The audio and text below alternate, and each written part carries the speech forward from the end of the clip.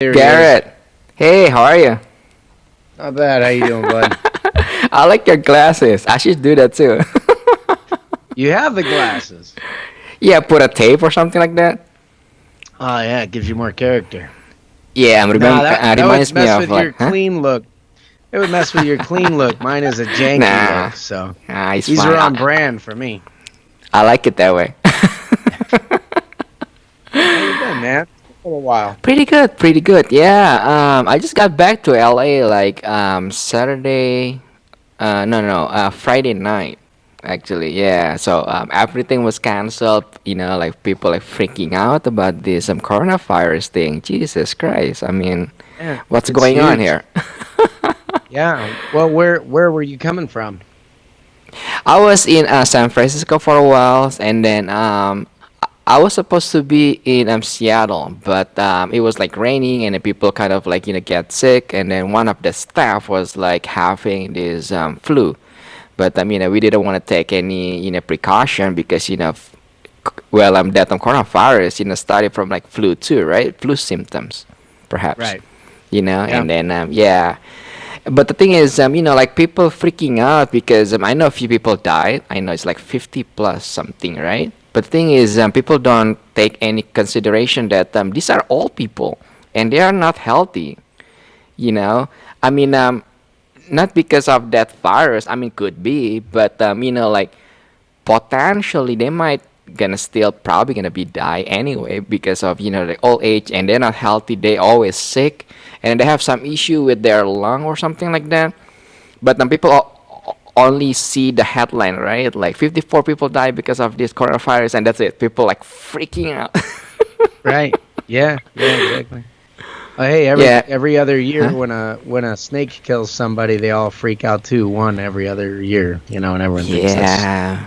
awful. But you have to consider that like 800 people have died on ladders since this flu started. And yeah, I'm not trying to belittle it or whatever. I mean, Yeah. but Yeah. at the same point, it's the reactions that people have, and Yeah. good old fear mongering with the media. You know what I'm saying? I Yeah. mean, I think the biggest concern right now is how the heck are you going to wipe your butt, because you can't get toilet paper anywhere. Right. Right. I Fortunately, I saw. lived in Indonesia for a year, so I know how to take care of that without any toilet paper. Yeah. But Just use like waters and stuff. yeah, we don't have to go into that. That's all right. Okay. Yeah, Actually, but I have a good method from camping too. yeah. You released this. You released the video on this, right? Did I? Yeah. No, I mean, do Which you? one? You Oh, do, right? When you do these shows, you release the video. right. Don't. Okay, so real quick, just public service. All right, I can show you guys the single piece of toilet paper method. This is gonna help you conserve toilet paper. You ready? Oh, you're I have talking my. about that Have you finger seen this thing? one? Yeah, from camping. You know this one? You know this one? Okay. Yeah, I've Pretend this seen is it one piece before. of toilet paper. Yeah, this I is how you know. do it. Oh Okay, you my god. fold it once, fold it twice, rip, rip this little tiny piece off the corner there. Save that for later. Okay. So Oh, I know that when you one open is it up, for. you got a little hole here. All right. What you want to do Mm-hmm. is insert your finger, get your business all clean. You know what I mean? You want to Oh my. grab this and just Yeah, pull that off, and then this little piece right there is for your fingernail. Just clean it that right is up. funny. Yeah, Make I cannot believe you remember that part. That's like well, old school joke or whatever, right? desperate times Oh. call for desperate measures. And I don't know if all your viewers Yeah. have seen that one. I just figured I would let them in on the secret. Now Nah, you it's don't have to fine. go buy 8 weeks worth Yeah. of toilet paper. Yeah, well, you can say for like forever, pretty much. But I get it. If you have like family or like few kids, obviously you're gonna freak out, and then trying to keep and then buy like a lot of toilet papers, food or whatever, just to keep up with, just in case something happen, right? I get it. But like people really like overboard with anything. Like people don't want like shake hands anymore. They don't want to hug anymore, which is fine. I get it. But it's just really weird, and then it's really kind of like, well, not funny, but it just out of the ordinary. Like people like freaking out. You can see from their face, like at the airport, it's just like like nobody there, which is great. You know, Yeah. no waiting, no line, no nothing. Like pretty great. Well, I mean, Yeah. we've had these kinds of things before. You remember, like Ebola was going to kill everybody. Yeah. Everything was going to Swine kill flu, everybody. And whatever. if you're on Yeah. social media, it seems like a big deal, but out in the real world, it never made an impact. Well, whereas That's with correct. this one, the thing that's different, I mean, I just got back from Chicago. There was supposed to be Tinley Park Yeah. Reptile Show. Yeah. So Got what happened there? So it just got canceled, or it got well. at the last minute? So I mean, they were canceling certain events and things like that, but the people in the Yeah. reptile industry were kind of making a joke of it, like, whatever. We clean Hmm. rat and snake tubs every day. What's a virus? You know what I'm saying? So Yeah. so I checked Thursday morning. We go out because it's about a Hmm. day's drive for me, I got um, it. and I had 11 people with me and 3 vehicles to go Okay. out to this show. So we were going pretty big. So we checked that morning. They said, "Oh yeah, it's Hmm. still on." And so we made the drive out 9 hours later, with all the kids and all that kind of stuff. My employee Aiden, who has a broken pelvis, made it because he wanted it to be Oh. his first Tinley and all that. And an Okay. hour before we got there, they just shut it down. Like, nope, Oh, nothing's so it's happening. very last minute then. Extremely last minute. I mean, so the Jesus. show really, I think a lot of the public thinks of the show as being a Saturday, Sunday show, but you know how Yeah. it goes. Really, it's a Friday, Yeah. Saturday, Sunday show at these events. I mean, Yes. Friday is probably the busiest day if you're a vendor, Mm-hmm. because you have Setting up everything. Yeah. all that setting up, and then a lot of the VIP customers come by, which is Yeah. great, but drives me mad because then you have important people that you really want to talk to and stuff. Yeah. As you're setting up Yeah. and everything. So Yeah. we get in Thursday night so that we can set up first thing Friday morning. And That's correct. yeah, they canceled it. It was Thursday night, maybe like 5, 6 o'clock the local time. So Yeah.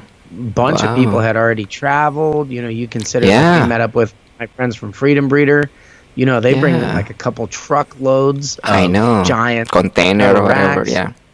Yeah, all the stuff that people ship out there. And Yeah. it was crazy. There was a lot of talk online about we're still going to do this and we're still going to do that and make it happen and all that. People are going to sell out of their hotel rooms and everything.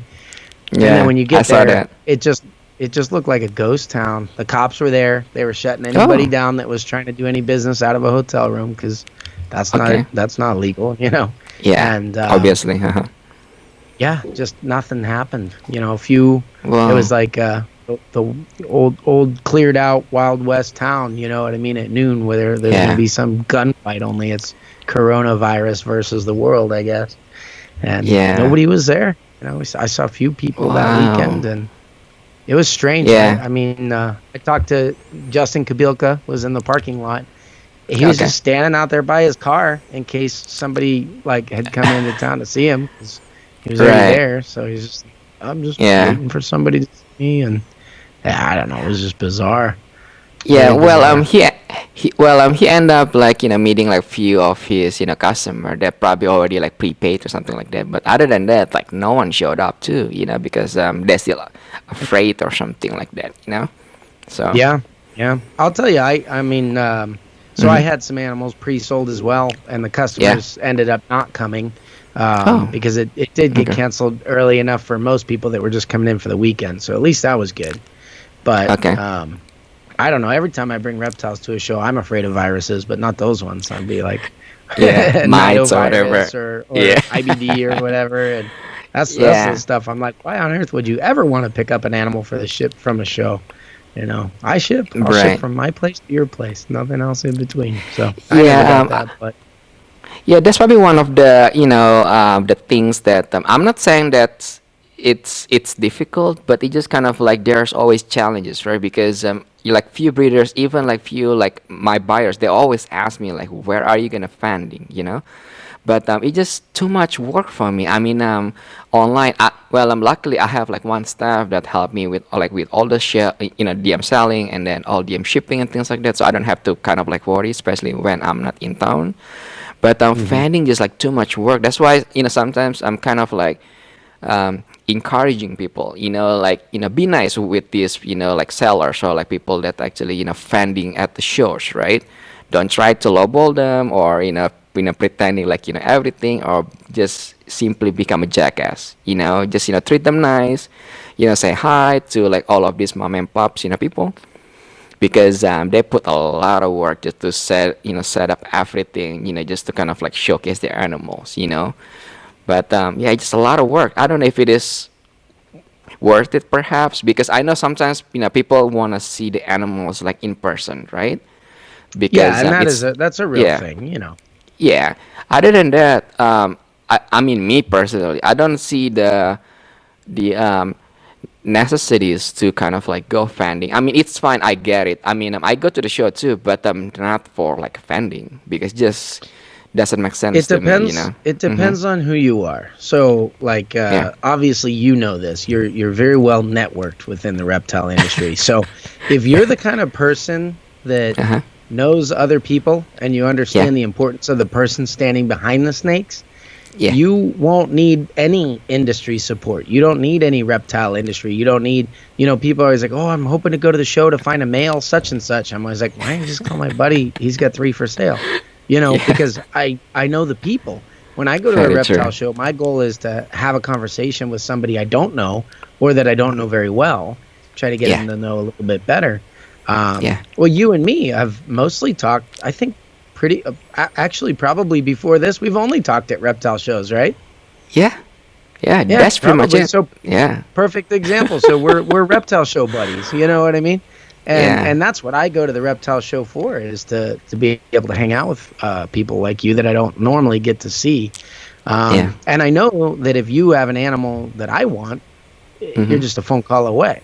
You know what I Yeah. mean? I know that if Yeah. you decided to like make the jump into super dwarves, for example, or whatever, that you would just shoot me a text. You know what I mean? You don't have to go to a Yeah. show and wait for Yeah. something. Yeah. You know who I am and what I do, and Yeah. if you ever wanted a snake like that, you would just give me a call, right? So, Yeah.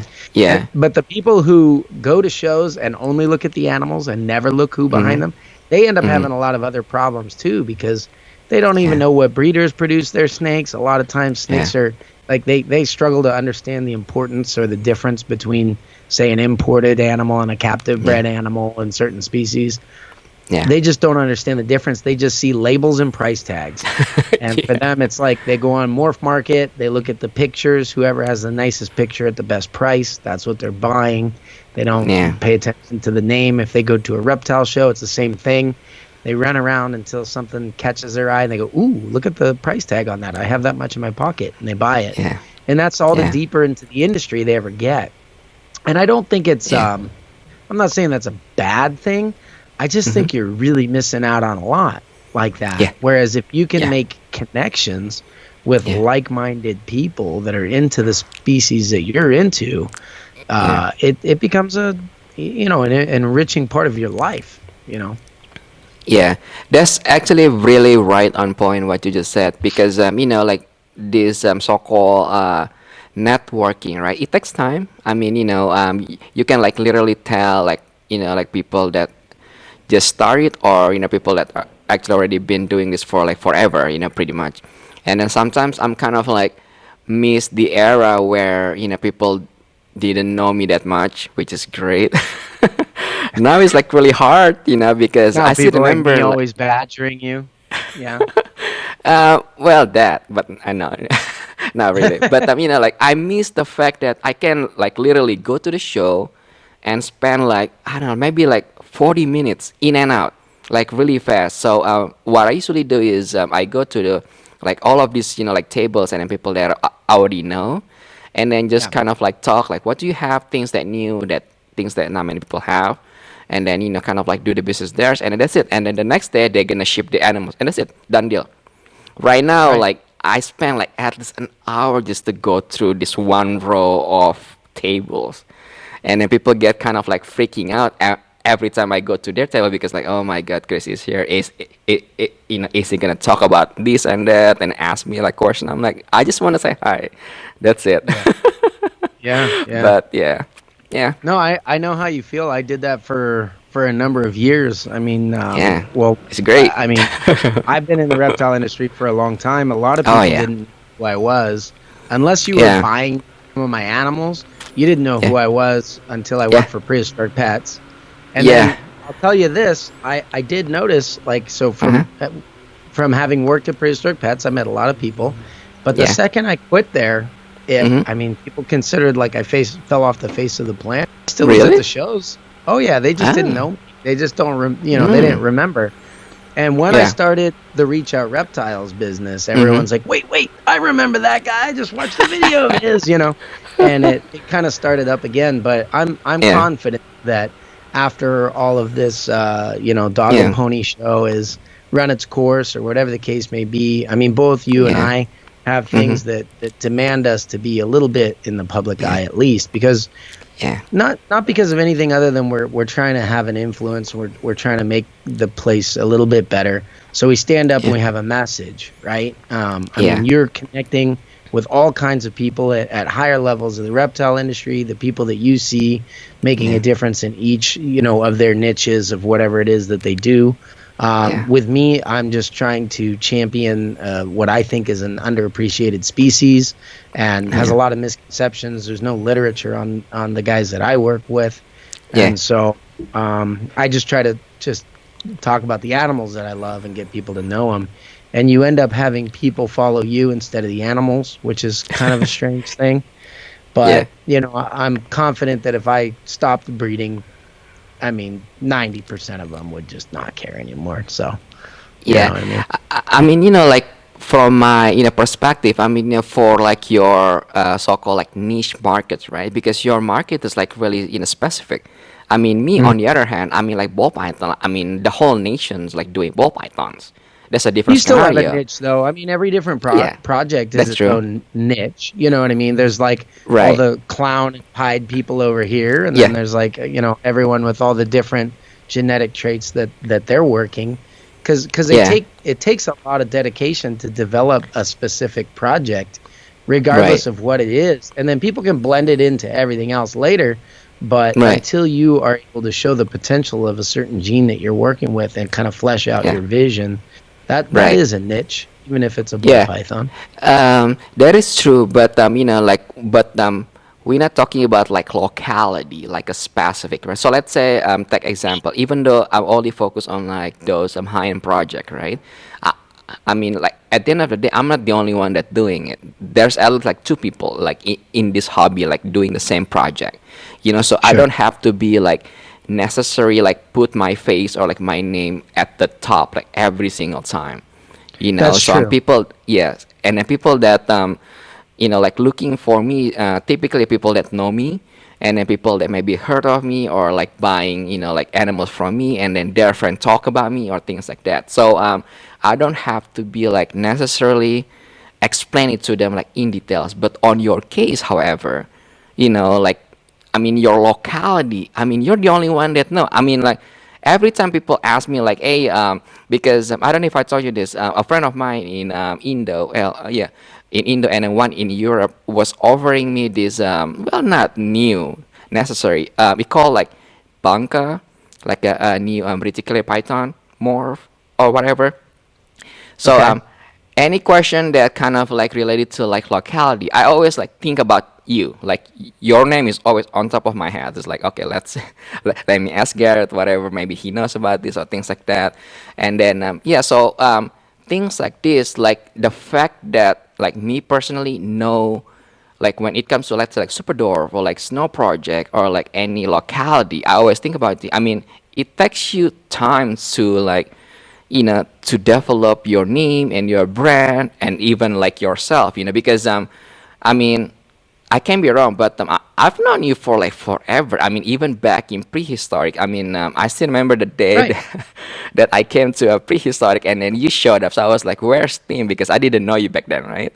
But we're talking Right. about like you've been to Indo, and then we talk about this like project here and there, and then I can be wrong, but we even talk about like like I even mentioned it to you, but I should never, I've said this, especially in front of Jay, but I told you that, why don't you just start your own? I mean, you have all of this, abundance of knowledge, right? I don't know if you remember this, but I kind of like talk to you like, why don't you just start your own? I mean, I'm not saying that you're wasting your time, but like the fact that you know way more than the owner, I was like, just start your own. And then I'm glad you did. I mean, to be honest with you, because I was after a chicken. while, That's the answer. I was chicken to go into business for myself. I mean, I get it. if you Yeah, I really want to get understand. down to brass tacks, I took Yeah, a paycheck and was happy, and that was enough for me. And yeah. eventually, it just I'm so there glad you was did. so Yeah. yeah, it took me a while, and ultimately it was my wife that pushed me into it. I think a lot of Oh, people are she like, "How did, did you really. convince?"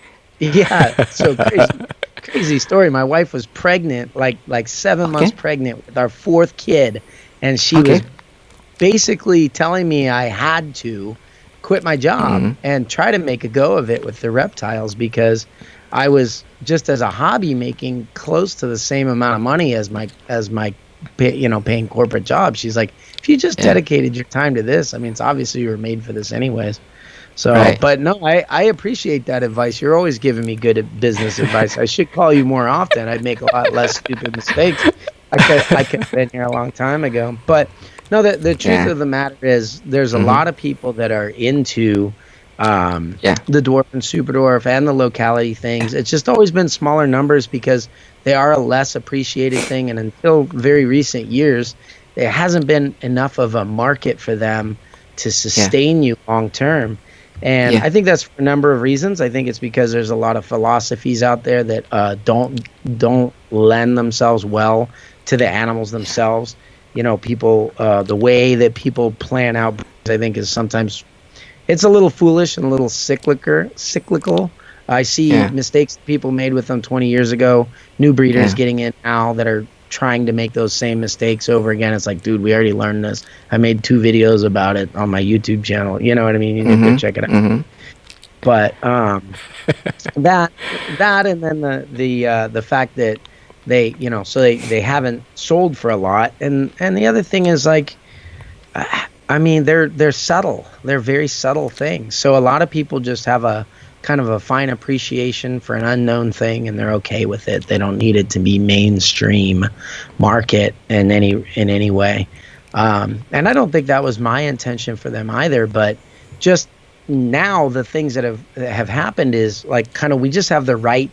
We're at about 20-ish years of breeding with the super dwarfs, and Yeah. for the to really make them good, that's about how long it takes. If Yeah. you're talking about obsessive morph, it takes a Yeah. couple of decades to really take something from a gigantic snake that weighs as much as you do and breed it down to something that's comparable. Well, I mean, a lot of the good bloodlines, range between like 1,500 and 4,000 grams, right? Yeah. So it takes like 20 years if you want to make an albino retic that size.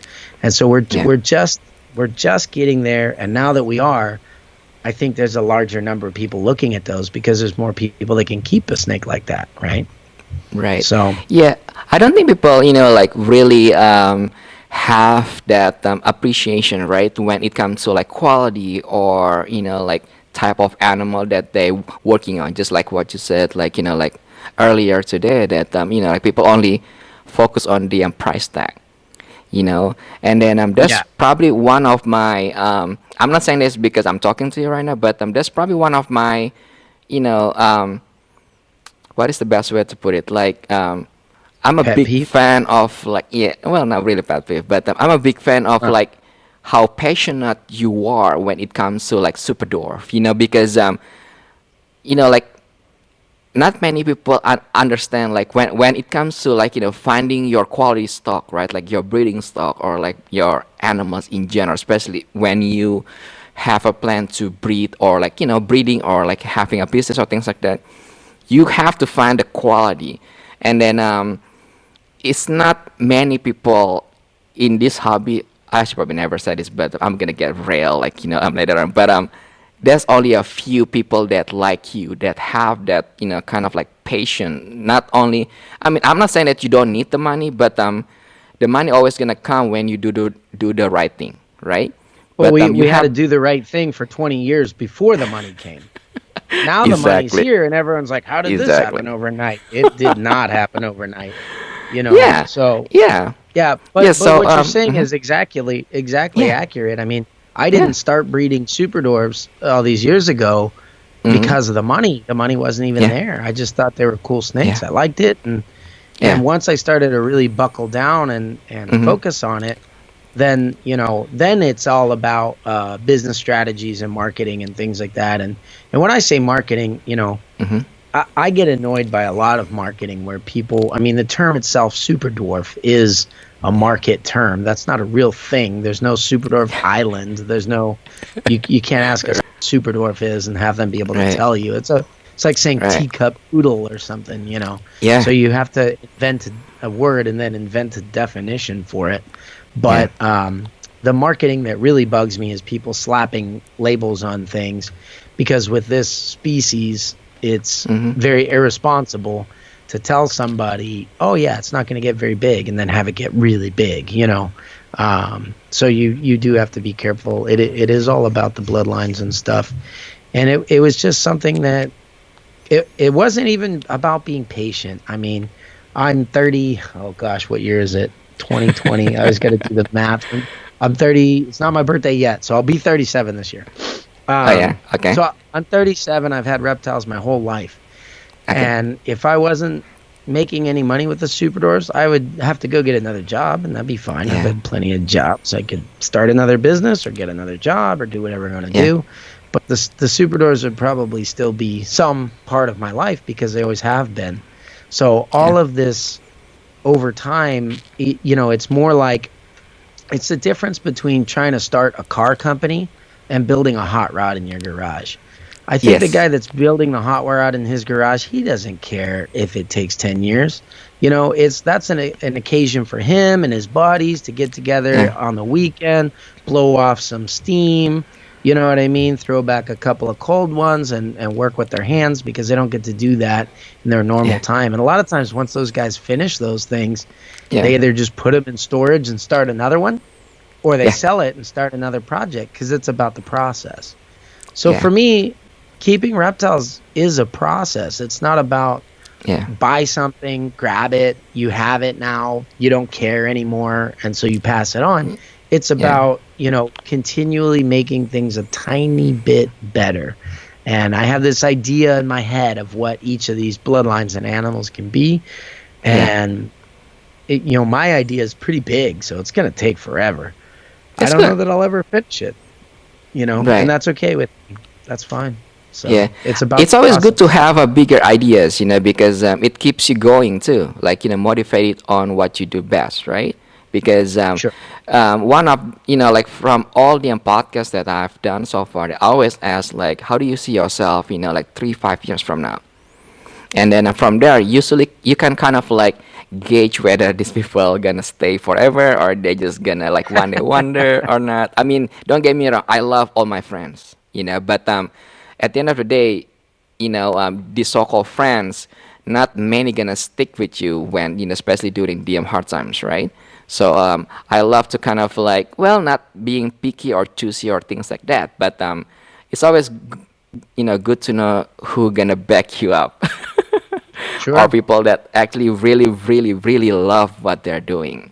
So sometimes I don't really ask them like, hey, are you gonna be here, in this hobby for, like forever? But I'm kind of like put in a different word, perhaps, But the answer is gonna go there to that direction. You know what I mean? But yeah, it's Yeah. always good to, I mean, like we talk a lot, so I already know you're gonna be in this hobby for like forever. I mean, if you could, but I know you're gonna be around forever. And then your animal, I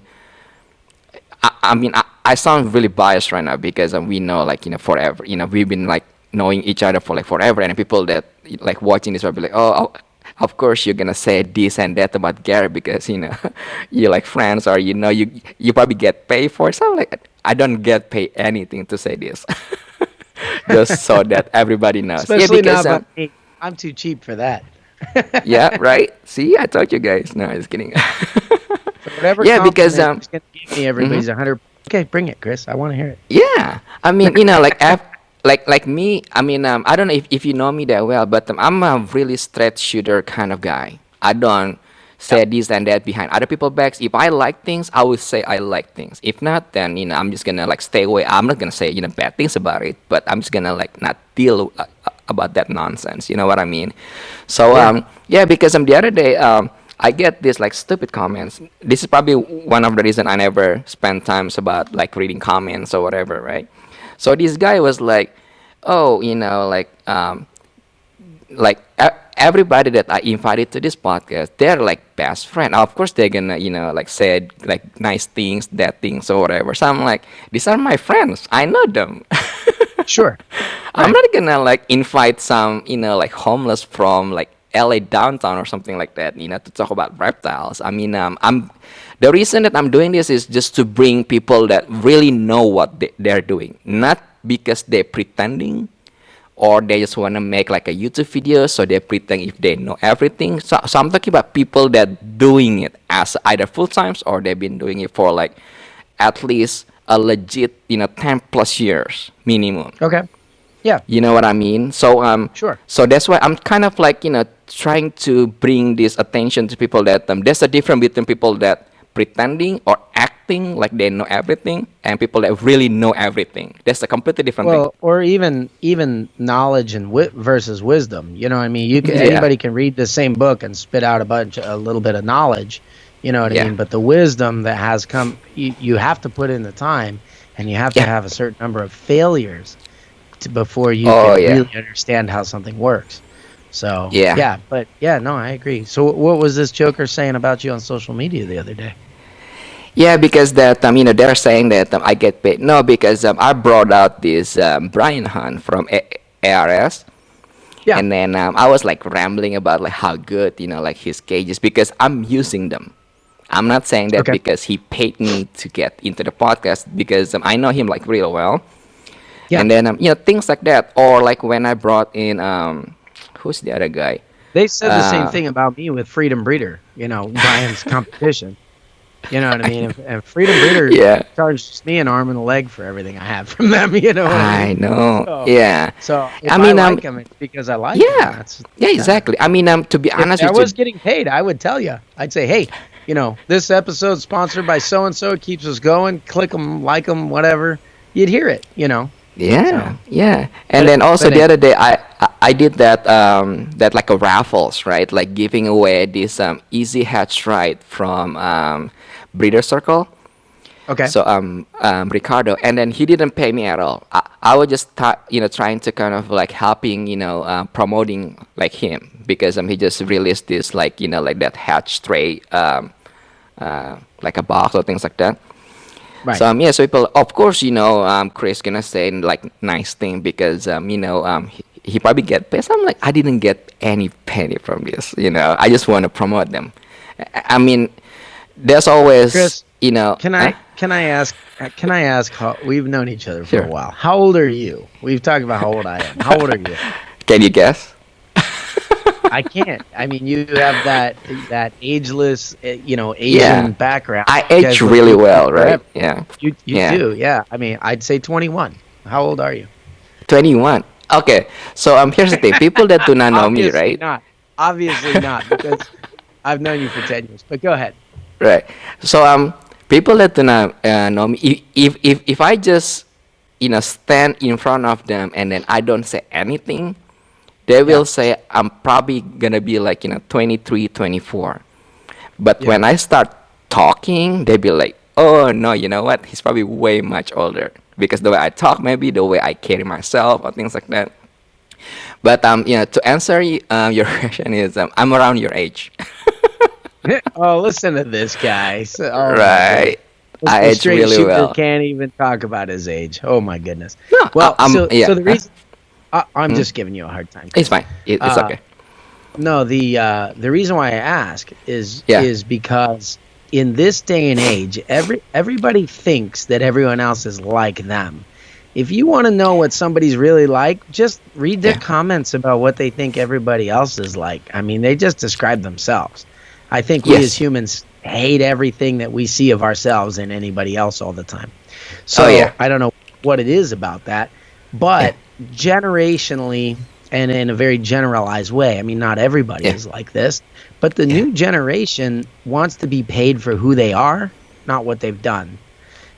And so if you see somebody on social media, YouTube, whatever the case is, the Yeah. younger people that are on there are trying to be, you know, a Casey Neistat or whatever, where Mm. his life is sponsored by his social media presence.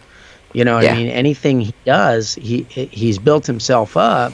And I'm not saying Yeah. he doesn't have any accomplishments, but I'm saying at this point, if he opens let's say a new YouTube channel, it's got 2 million viewers, subscribers in the first day, right?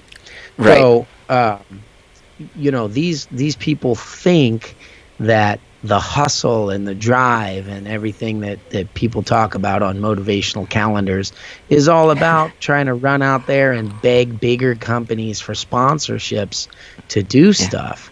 They think that that's the end goal, and that there's no reason to put your name on something or encourage something just Yeah. because of who you are, what you believe. They think that you only do that for sponsorships, that Yeah. social media is a sellout. And if they are a sellout, then anyone Yeah. else on social media must also be selling out anytime they mention a product.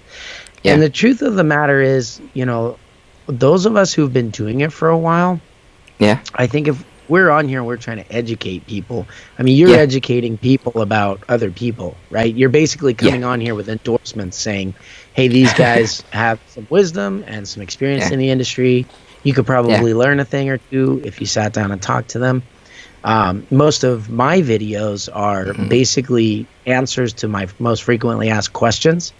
And so I'm Yeah. giving people tips, tricks. And if I say, hey, I mean, Yeah. you really got to use this, whatever, Bic Brightliner highlighter there, and if I Mm. mention this, someone's going to comment on your thing that Bic is Yeah. sponsoring me or whatever.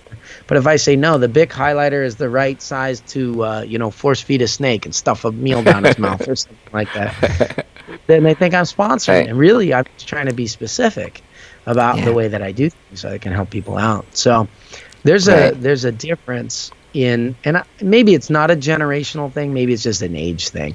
If you've been around and you've been doing Could be. things for a while, I mean, Mm. you are successful in your own right.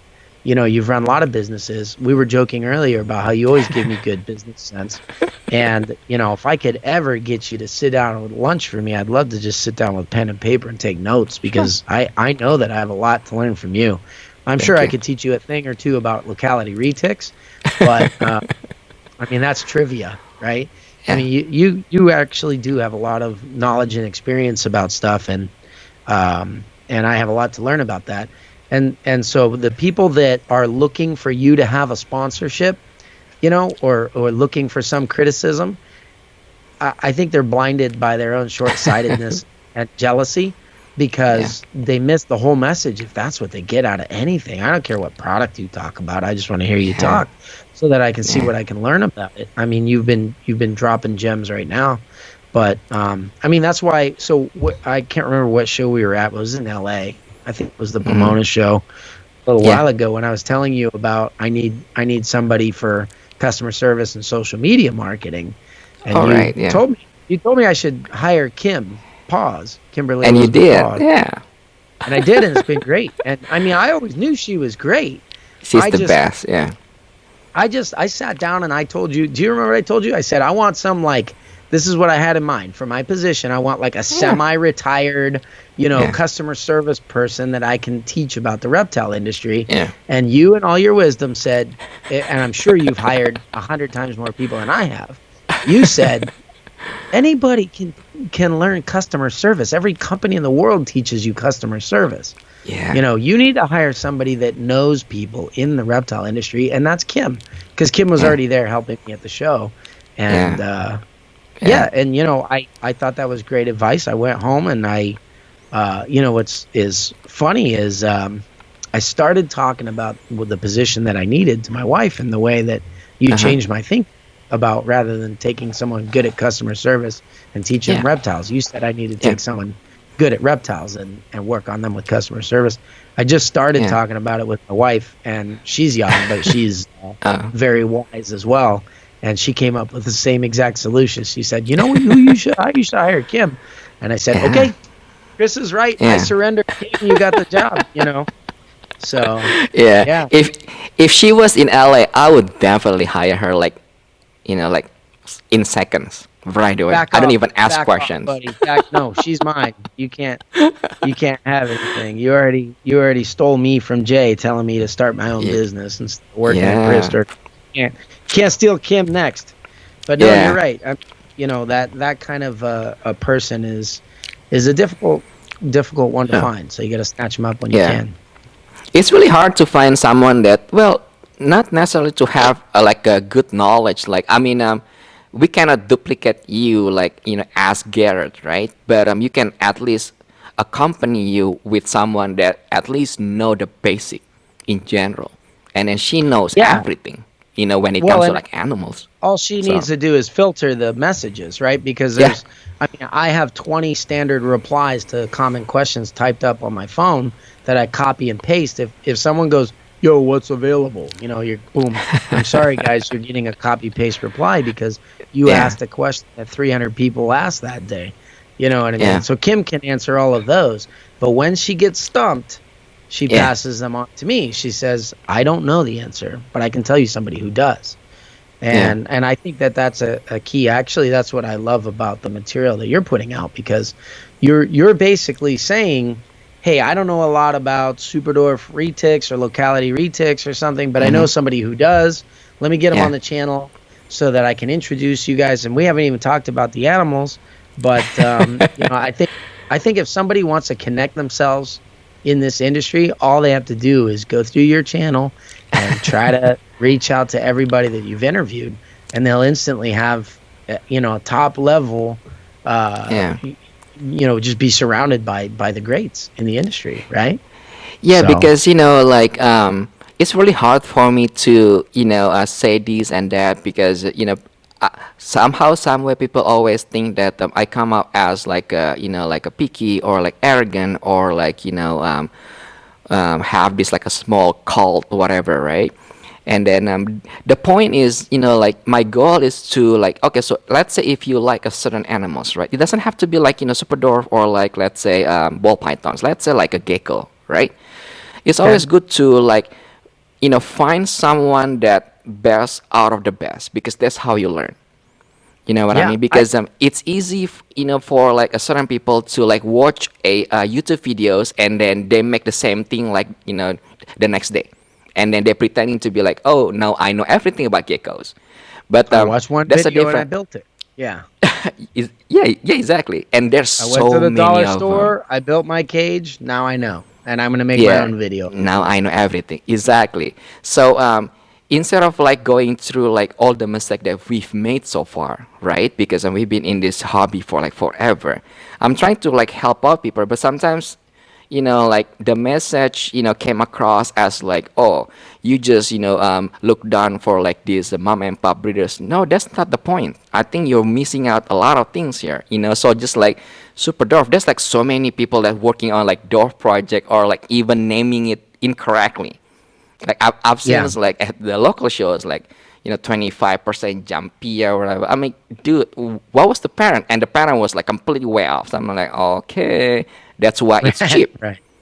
Yeah, they're So they're that's why, very very very yeah, misrepresented. Yeah. exactly. So that's why I like to kind of like, okay, bringing you in. So when people ask me like, hey Chris, I'm looking for this like a dwarf project for this reticular project. Okay, so just go to this guy Garrett because they can tell the difference like right away. Oh, okay, so Chris is right because as after talking to you, like I understand like the whole thing. I mean, I'm pretty sure there's no question when it comes to like any locality or like super dwarf project that you cannot answer. I can be wrong, but I'm pretty sure there's nothing that you cannot answer because there's a difference between pretending If I again, can't, I know who can, and I think right? that's it.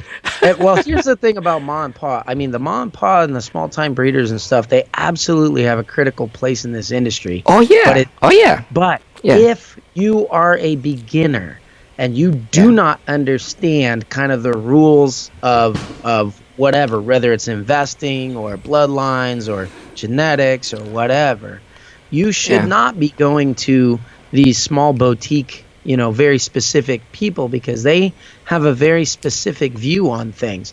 What you want to do for the first is do exactly what yeah, you said. You want to go to whoever's the absolute. I say this all the time. People ask me for Yeah. stuff. I don't know why. I would think everyone would know I'm all about. All I do is dwarf and super dwarf. I don't do anything else. But people are like, yeah. So you got any like leopard tortoises or something? I'm like, what? What do you? No, I don't have leopard tortoises. Someone asked me the other day for pine snakes and bull snakes. I said I don't Okay. have any of those, you know. Yeah. And I said, and they said, well, do you know who does? And I said, you know, I don't know availability, but the biggest Yeah. geek about Pichuophis that I know Mm-hmm. is Uh-huh. Dave Kaufman. And I'm sure there's other Oh yeah. breeders and stuff. But Uh-huh. Dave Kaufman is a super freak about that species. So I said, if I were you, I would call him and wait on Mm-hmm. his bloodline, or at least ask him if he knows anybody that has something available and start to chase those things down. So what you want Yeah. to do as a beginner getting into something is go with the biggest name, the best bloodline, you know, Yeah. absolutely the best that you can. And the Yeah. people who are really, really seasoned, a lot of Mm-hmm. times you have people that, so like I work with a lot of great smaller breeders that I Mm-hmm. will openly admit have even better bloodlines than I do sometimes, because as long as I've been working on, let's say, the Snow Project or something like that, they've been working over here on the Phantom Project or Sunfire Platinums or Anthrax over here, Titaniums over there, whatever the case may be. And Yeah. and they're better in their niche, even though it's a super dwarf. Their bloodlines are better than mine. But Yeah. I know these guys. I've followed their bloodlines for however Yeah. many years, and so I Right. know exactly which animal to pick, and I know exactly at what point in the market that I need to drop money to get that animal. But Yeah. you as a beginner trying to navigate all that stuff is crazy. You just want to go with the sure bet, the biggest breeder, buy some stuff from them, make them your best friend, listen to everything Yeah. that they say, implement Mm-hmm. everything for the greatest possible chance of success. Then once you have a little success and failures, you've learned a few Yeah. things and you have some knowledge of your own, then you Yeah. can begin to apply it and Yeah. move forward to the next step. But in the beginning, what you want to do is follow a template of your favorite breeder and how they've become successful, you know. And if somebody, maybe they have a deal on an animal or something like that, but you see them not being successful for some reason, Mm-hmm. there's something going on there, and you probably Yeah. shouldn't invest with that. Yeah. Or the worst one is somebody that you don't like what they do. You don't appreciate who they are or the way they do things, but they maybe have a great deal on something today. You know, Eric Burke over on Morelia Python Radio, he always says this. I steal it all the time. He says, in this Mhm. industry, it's a hobbyist industry, and you vote with your dollar who gets to stay and who has to leave. So every Yes. time you're like, you know, I just don't get the greatest feeling from that guy, and like, I mean, he has some good deals on snakes and stuff, but I just don't like him as a person or whatever. He's going to be there forever if you keep buying snakes from that person, because you're voting with your dollar. You're allowing him to make his bills that week and not have to go find a different job, you know. Yeah. And if you do Yeah. like someone and you're not supporting them when they go away and you cry and you can't find even a T-shirt of theirs with their logo on it anymore, but Yeah. you never bought anything from them, you really can't complain, you know, because Yeah. you were the Yeah. cause of it, you know. Yeah, yeah.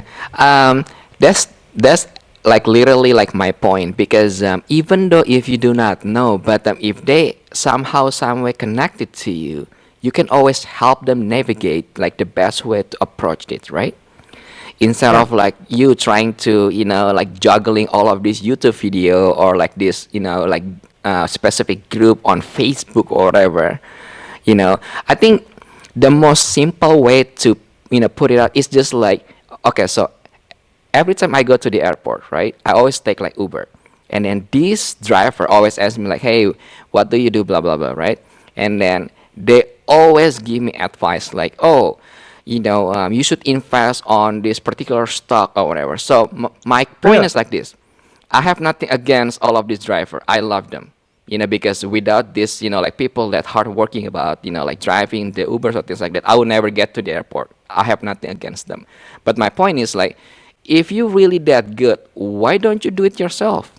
Like why you do Uber instead of like investing to like this particular investment stock? Well, That's that's the reason. exactly what you were asking me back when I worked at Prehistoric Pets. You were saying, I don't understand. You have like, and I'm not saying Yeah, that those guys yeah, don't know what they're doing because I learned a ton when I lived there. You know what I mean? But yeah, I just have a like a right, little bit of a bent and an interest in this industry than they do. You know, for them it's more about morphs and making those kinds of things and marketing.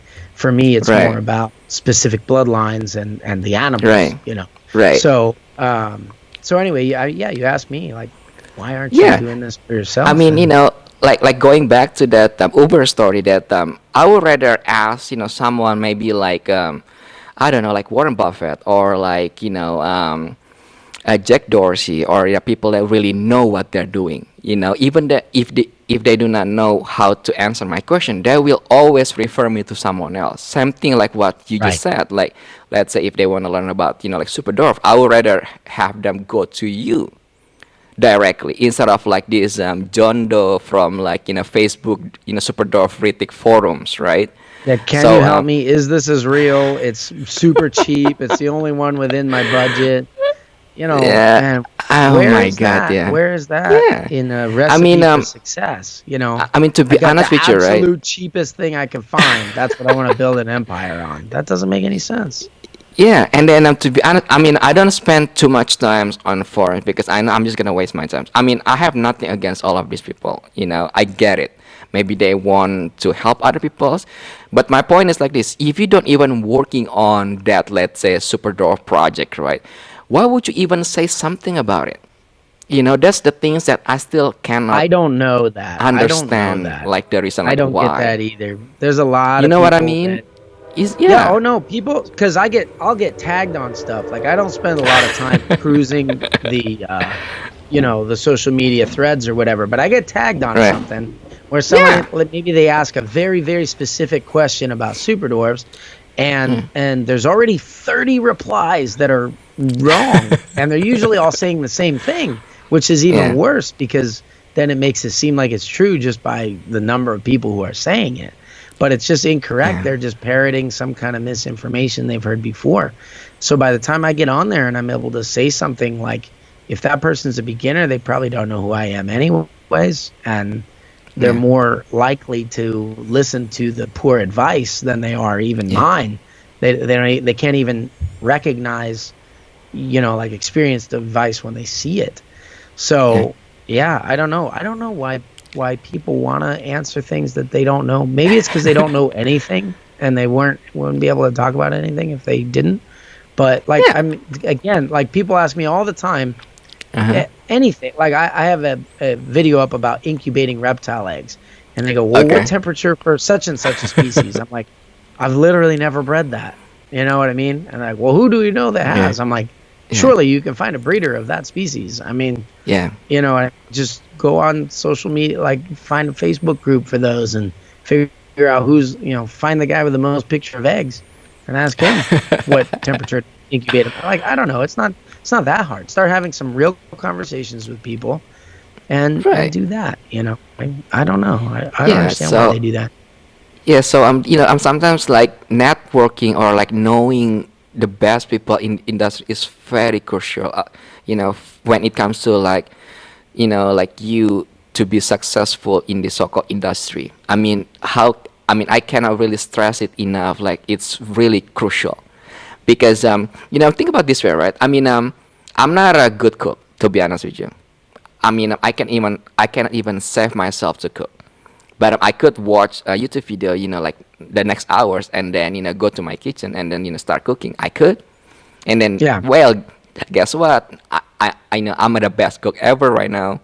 But the thing is, Right. y- Yeah. you know, No, you but would. the thing is, I would never go to like forums or pretending like I'm the best, chef ever if I don't even know how to cook. You know what I mean? Like, Well, why would the I? funny thing is, and I Hmm. don't know, maybe it's a matter of perspective, but you just said that when you're talking to people, a lot of times they Uh-huh. say you come across as cocky or, you know what I mean, or Yeah, insensitive or whatever. yeah, yeah, But the fact that you're saying me, I would never try to tell somebody how to cook. I'm a terrible cook.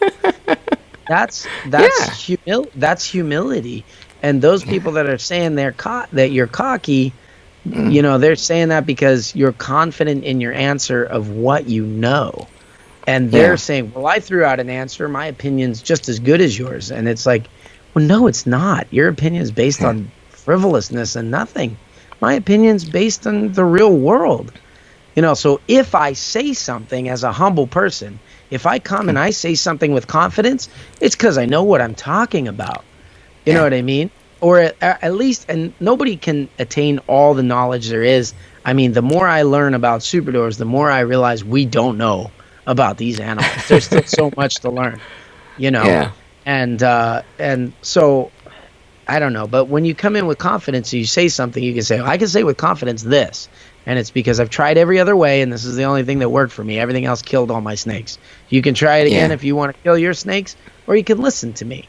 And you might sound cocky, you know, giving that advice against the more popular advice on that thread. Yeah. But that's not cockiness, that's confidence. You know? Right. Yeah. I give you a quick example. So, like a couple of years ago, this is like someone that just came across, and then we met at the show, right? And then right now we become like really good friends. But long story short, so he asked me about like a certain project, like where should I get, you know, like this particular, you know, like morph, right? I don't want to mention the like the morph because they will know what I'm talking about. But anyway, sure. Okay. So I told them like, okay, so don't buy from this particular person, but buy from this one. But they, you know, well, he ended up getting from that particular person for cheap. The first obviously. guy that you said not to get it from. Exactly. For really cheap, like half of the price, right? Yep. Long story short, after 3 years, after 4 years, right? He bred it, and then first of all, it ended up not a hat, right? Ooh. So you already wasted 4 years. That's right up there with buying the wrong superdwarf bloodline. Then it gets the size they told you it's going to get as an adult. They get it that size in a year. But yeah. Exactly. Again, I'm not saying that I'm looking down or like talking down about these mom and pops. I love them. I want them to be successful. You know, don't get me wrong. But the point is, you already wasting this 4 years, right? How can you get it back? I mean, you could do something else with that 4 years. You would go if you had a time machine, you'd go back and pay 3 times as much for the animal, but you knew what it was. Yeah, right? It ended up costing him way more from the originally just the small fraction of the price that he could just pay a little bit more. Now after 4 years, he came back to me like, you know what, you're right, and now we become like good friends now. He listens to me now. So it's not about but the thing is already too late. Like I don't mind being the bad guy. I don't mind at all, because like look, in this hobby, to be honest with you, I'm just having fun because my goal is to create something cool, not because I need to like kiss someone, things like that. I don't really care. If they like me, that's great. We can be friends. We can hang out. We can have beers. Other than that, it's their problem, not mine. Well, I have a question. I like to keep things really simple. Okay. I have a question for you. You ready? Go ahead. Yeah. All right. So you run a number of businesses, and really only one is reptile related, correct? You have one I would say it's a ball python breeding business with reptiles. Yeah, and it's not really a business; it's just a hobby technically. But I run it as a full. Okay. Kind of where I'm getting to. Yeah, it's kind of where I'm getting to. So this one business is a hobby for you. Yeah. And you can put your grown-up pants on any day of the week and go play at business school with any one of your other businesses, right? Yeah. So my question to you as a hobby, because this is my, livelihood right now, but I'm not desperate about it because I go back to work any day that I can come get a job from you if I'm willing to move to LA, I'm sure. So I've always got a place to land, right? Somebody who's far more successful than me. But my question to you is, taking the knowledge and wisdom and experience that you've learned running those other businesses from a variety of different industries and applying them to the reptile industry, how has that worked for you? Because obviously you had good advice for me hiring Kimberly, but that was hiring advice. You know what I mean? So you're going to have that. So what are some other areas where you have taken, because I know me personally, I try not to copy what the next guy is doing. I get my inspiration from other. So, like, if you want to know what some of my most inspirational things are, Yeah. I take inspiration for YouTube from photography channels. I think they're Okay. way more advanced than anything in the reptile industry. You know, Yes. I take Yeah. inspiration for like the way I handle sales from companies like Tesla. Because I think they have a unique thing going there, and it's kind of fun, and I think it might apply. So I guess the question is like, how much are Yeah. you able to apply from your other businesses to this reptile business, which is a hobby for you? This one business, if Mm-hmm. it failed for you, Mm-hmm. you wouldn't care, right? Because you just do it for fun, and you know Right. how to run a business better than a hobby anyway. So, if, Right. if with the kind of skill set that you have, your hobby will become profitable.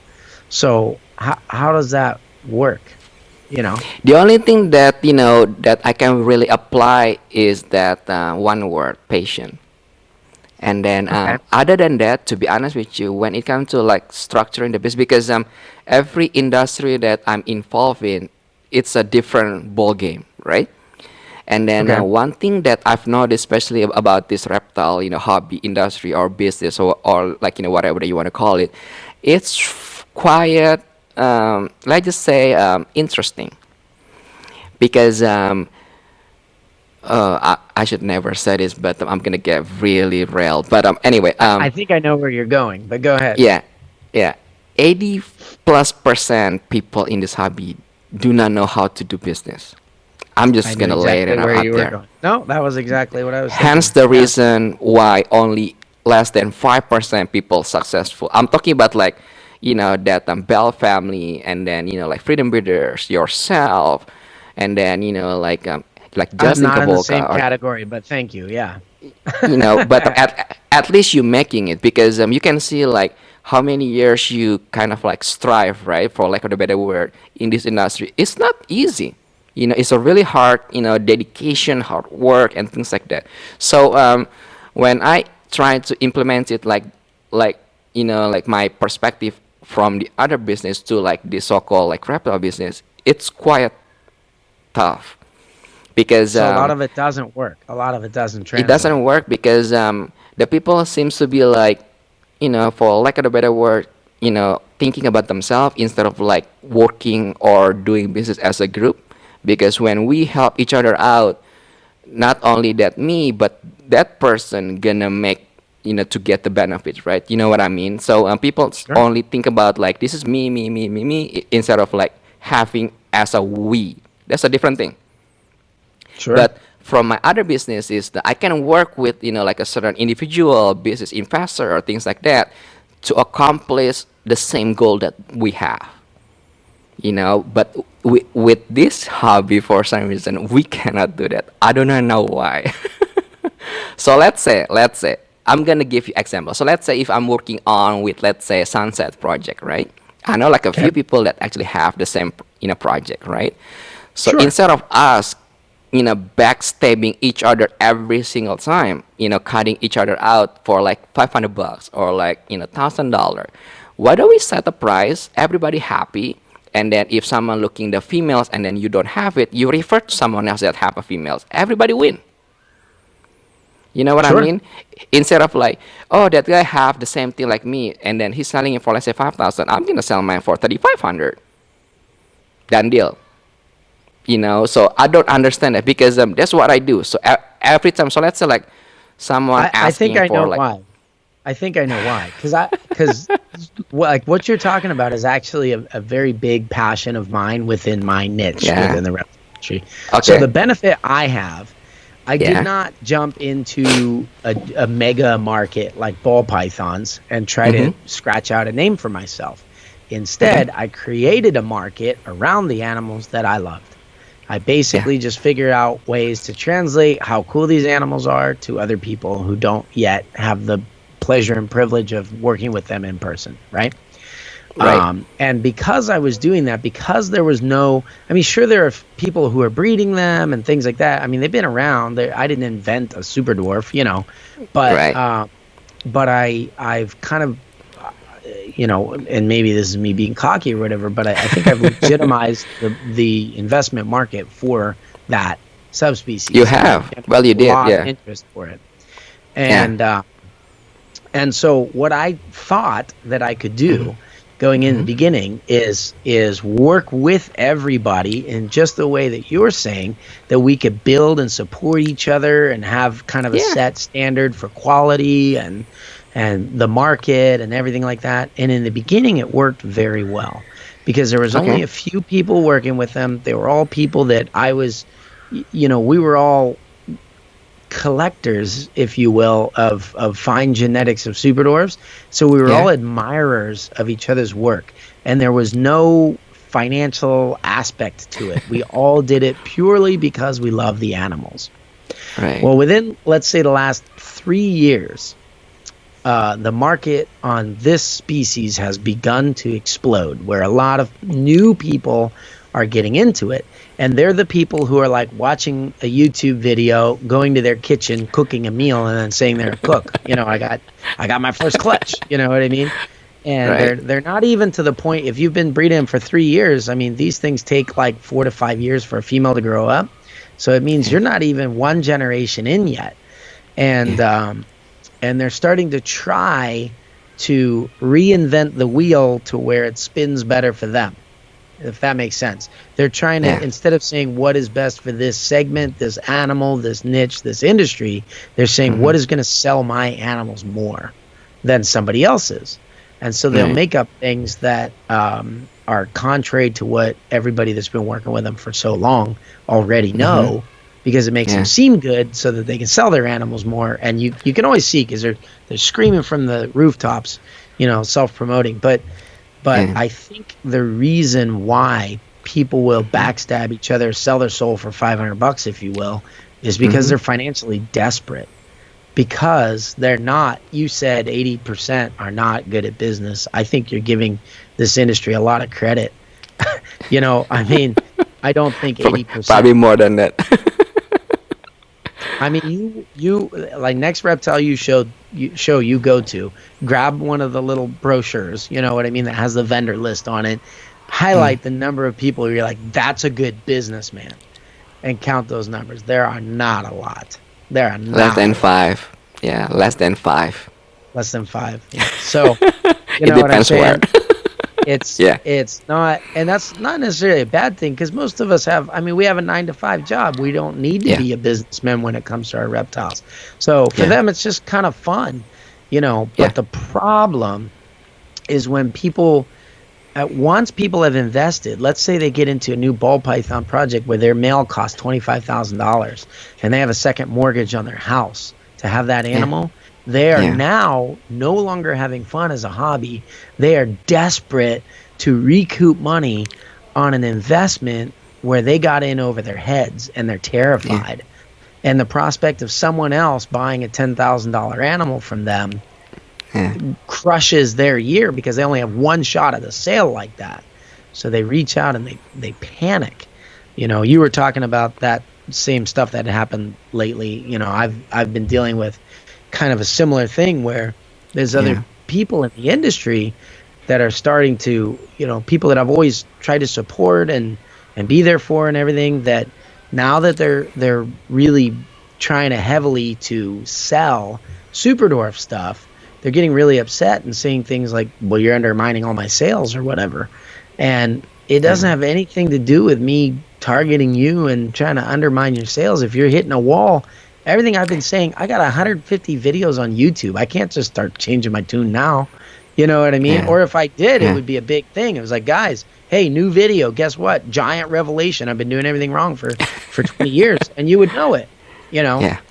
But I mean, everything is there on the internet for everybody to see. So if you're beating your head against something where people are doubting your methods, your quality, your whatever, because of something that they learned from me on YouTube, maybe just go watch that YouTube video and learn it for yourself. And if it's wrong, Right. it's wrong, and that's fine. I mean, you could say, hey, that's wrong too, but you can't say there's anything underhanded going on, because it's been out and open the entire time, Yeah. So I don't know. I honestly, I think the biggest shame this day and age, and I'm realizing this a lot too, I mean, I know Yeah, you knew him. I don't know how well you knew him, but Forrest Fanning, who passed yeah, I away know.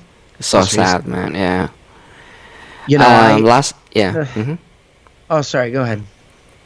Yeah, last time I spoke to him was back in Pomona. This is where no, the one before we talk about hiring Kimberly. So the one before. Yeah, So that was the one yeah. where he and I actually bought some super dwarfs together at that show. Oh yeah, you guys did. Okay, yeah. But Super anyways, go nice ahead. guy. I mean, the really funny thing is because the first time we met, right? His line was really funny. He goes like, I do not know ball python that much, but I know you're really into ball pythons, and then for some reason people been talking about you. So you Chris DeadMouze, right? So I was laughing my ass out. But super funny guy, and then he's tall, right? He's like pretty tall, so he Oh kind of yeah, like looking down on me. So I was like, yeah, that's me. just So like he did so on we the talk rest of the about world. yeah, super nice guys, and then we talk about like green tea pythons, and then lizard, and then monitors and things like that. Super down earth. And then the second times I met him for like few times, but the last one I met him was back in Pomona. So this is after we talk about like business or things like that. And then I remember like sitting down with him, just like because that afternoon he was kind of like looks really tired, or kind of maybe like jet lag or things like that. So we talk about like family, and then like what you gonna do or things like that. And then I remember like I'm saying to him like, hey, okay, so hopefully I'll see you again in like in Arlington, or things like that. And then that happened. I mean, that's like the other thing too, right? Because life is short. Like I don't understand like why people backstabbing people, or like hating each other, back and left. I mean, why can't we just be friends? Yes, we have differences, I get it, but that's the fun of it. If you have a different idea or different perspective, just sit down and talk and have a beer. There's nothing wrong with that. If you're truly doing good things, Uh-huh. you won't be desperate. You will have the confidence, then you're able to do Yeah. that. Forrest and I kind of famously had a relationship where we did not agree on anything. I mean, anytime Forrest and I were Yeah. together, whether I mean on my channel, on Hmm. on his stuff that he's put out, like on Instagram and everything, on Right. Brian Cusco did some interviews with us and stuff, and we Hmm. would just argue and get into it, like, yeah, you're full Yeah. of crap. No, that ain't real, Yeah. But we Yeah. were all always loved each other, able to laugh it off and everything, because at the end of the day, Yeah. who cares? One of us is right, Exactly. one of us is wrong, and it'll be fun to rub the other guy's face in it next time when you figure out which one is Yeah. which. Yeah, But but the difference is, like we all friends, like you and him, and then me and you. Even though if we have a different opinions, right? We argue. That's fine. At the end of the day, we just close it down and then have a drink or whatever, and then we stay friends. Don't have this kind of like anger, or like like I don't know, like hate sometimes. Like what's the point of it? Life is short. Why can't we just right. like hanging out? I Well, don't and get the it. So difference yeah. is you Hmm. you don't need me to run my business a certain way or make a certain decision for you to be successful. Your success is not entirely hinged on every second and every other person's decision. What a stressful way to live that would be. And my Right. success is not based on that. However, I Hmm. can learn from you and benefit from you and implement those things. And then it's fun to come back and talk with you, like we are with the Kim situation, about how Hmm. that's gone really well or is terrible. And oh my gosh, Chris, that was crappy advice. But either way, Yeah. it's a fun conversation to have. But the Yeah. the big thing that I was thinking about having, Hmm. lost Forrest, one of the things that, so I saw him all the time. Okay. But one of the things that we were going to talk about, I said, I'm going to fly out just so we can have lunch sometime. And Hmm. we were both talking about different investments that we made outside of the reptile industry, Okay. and just good financial discussions and things like that, stuff that interests Hmm. us, that you would never hear about on my channel or his channel, or stuff that you don't Okay. get because it's not reptile related. So I wanted Okay. to fly out to lunch with him and have this discussion about Yeah. how can we take the things that we've learned in those realms and bring them into the reptile industry? Because Mm-hmm. in the reptile industry, the only thing people consider as a good investment is Mm-hmm. like buying some new genetic breeder animal. They don't Right. understand the investment of, maybe like the property. Should you lease or should you rent a reptile facility? At what Mm-hmm. point, if your dream is to have a pet store, at what point do you need to buy property and build a special place, or can you just Mm-hmm. move in somewhere? He was talking about things with the rodent room. He Mm. actually tried, if you go to his facility over at Cold Blooded Yeah. Cafe, he has some Yeah. shipping container reptile rooms, which was an idea of mine. I was like, I think those would be really cool. We could do it like this and do it like that. And he beat me to it. I Right. tried one out because he has the property to do it. And Yeah. so, I really regret not being able to ever have that conversation with him now. I Right. really wanted to pick his brain, especially because he saw everything so differently than me on what he Okay. thought. Because if you think everything the same as me, we can't have any interesting conversations. Yeah. You know what I'm saying?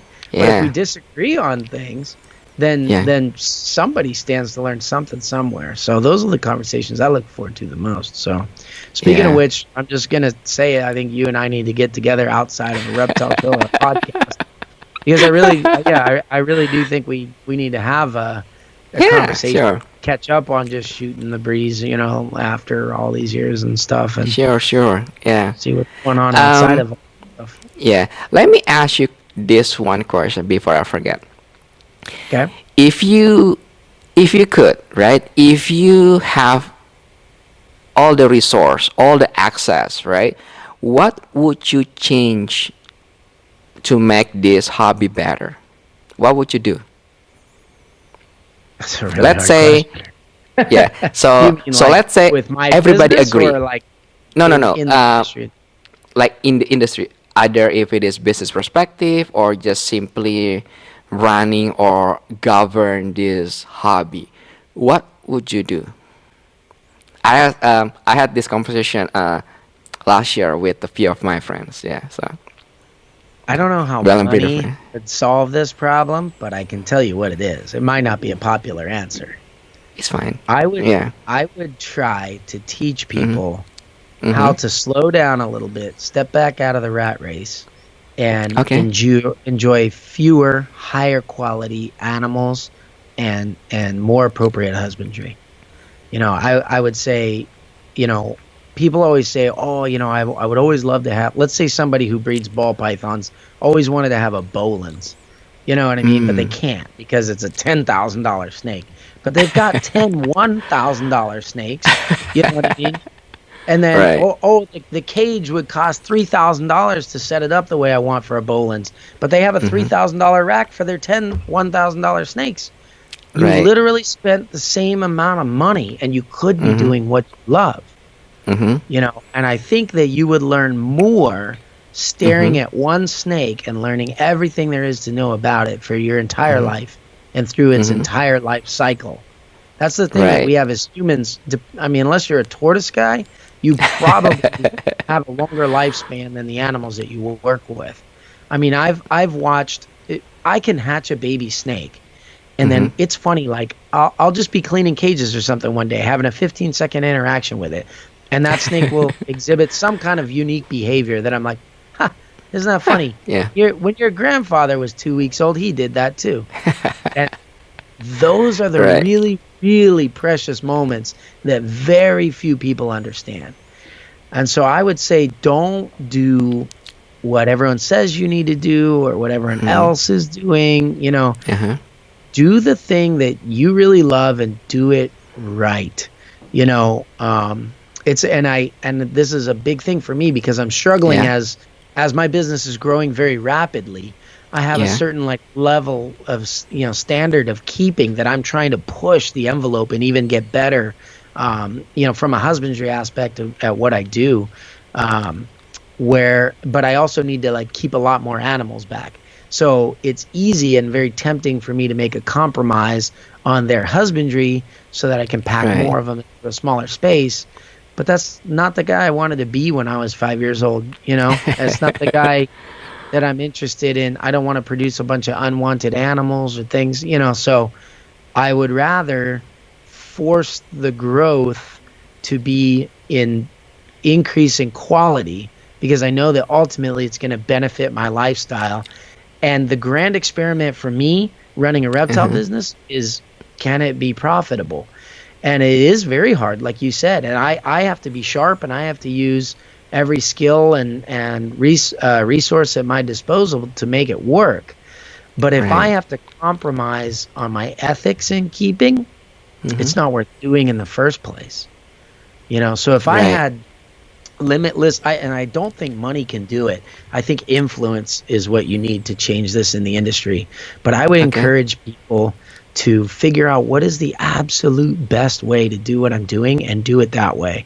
Because it really is, when you know, like, it's too easy for us to take the things that we see for granted. But I'm waiting. I almost thought we could do an egg cutting live on this thing because I've got a clutch to hatch, and it should have some world. Yeah, it should be world's first. What was the pairing? Oh, you want to wait? Huh? No, it's fine. It was the babies will be super dwarfs, but it was a Motley Tiger Platinum head anery, pos head albino, to a golden child anery Platinum pos head albino. So there's a lot in there. Oh my god! Yeah, if they both proven out to be albino, then you can make a lot of like crazy snow stuff. A lot of crazy snow, but you know the real goal when you put platinum and platinum on both sides, those are like fireball pythons, so they make a leucistic. And then a Motley golden child does something that you guys don't really have in ball pythons, which makes a solid black snake. So imagine having a snake that is genetically solid black and genetically solid white at the same time. Plus snow. It probably not even look cool, but I just want to see what it looks like. So. Anyway, it might look like gray there, maybe, no? Like grayish. I hope so. Kind of I want it to be like a gray matter kind of a snake, you know. That's what I want. I'm afraid it's just going to be another leucistic, but we'll see. No, but, that would be great, yeah. We take those things for granted, but, you know, you're cutting open eggs, and you're like, oh, this one's only a normal. And you forget to think, like, the insanity of keeping such an animal as, say, a super dwarf reticulated python. And what an honor that is, and what an amazing time to be alive that we can do that. You know, that I can have over here a little, like, it's like having a bonsai tree on my desk. I've literally got like an apex predator watching me work throughout the day behind the glass, and I can open it up and let him cruise up onto my shoulders while I work, and he's curious about what I'm doing. Like, it's the coolest ever. The morph doesn't matter. The price doesn't matter. The biggest thing for me, like, give that guy a big honking cage with all kinds of options of cool things to do, and watch all the behaviors that animal has. Let him really be his true self. And if I could encourage more people to do what they love, and I realize that not everybody can do it. Like I said, I didn't claw my way into a mega segment of the industry. I took the animals I loved and I made a market for them so that I could do what I love full time. But I'll tell you, it's very, very rewarding to do something that way. And I'm sure you know this. There are some people who love ball pythons, and that's fantastic. But there is also a lot of people who are breeding ball pythons because they think they have to, but they really like whatever other species. Yeah, well, that's it. They breed them. Well, that's what I'm saying. They breed them for the money, but their love is for some other species. You know what I mean? They're like, no, my real passion is, and you can fill in the blank because it's a different answer every time. Somebody really loves indigos. You know what I mean? Somebody else really loves pancake tortoises. The next guy is like madly in love with Australian monitors. But they feel like they have to make money with ball pythons if they want to be a legitimate reptile breeder. My thing is, if you love something that's like a niche species like that, it would be so easy for you to become the world's best breeder of that, compared to try to go be the next Justin Kabilka. Good luck, man. I mean, that dude knows his shit and he knows what he's doing. You know, if you want to be the world's best ball python breeder, and I'm on the outside looking in. I don't know if Justin is the best. I think he probably has the best marketing, but But at any rate, if you want to be the world's best ball python breeder, or even if you Mhm. want to narrow it down to say I'm the world's best producer of clown ball pythons, you have Mhm. tremendous amount of opposition that you're going to have to overcome to get Yeah. there. But if you want to be the world's best garter snake breeder, it Yeah. would not be very difficult, and you would be like a world known reptile breeder in a very short amount of time. And Right. you would be increasing the diversity that everybody else has to enjoy. Yeah. It's just like me trying to make reticulated pythons. I love them because their attitude, intelligence, and indestructibility, and trying to Yeah. make them breed them down into a size that's 1,500 to 4,000. So that Right. everybody else can enjoy the work and the legacy that I've done. And if I can teach them good practices in keeping and good philosophies in breeding, I Mhm. can quit today and then get back into it 30 years ago, and it will only be better because somebody else was there to pick up and carry on that torch. You know. Yeah. So Yeah.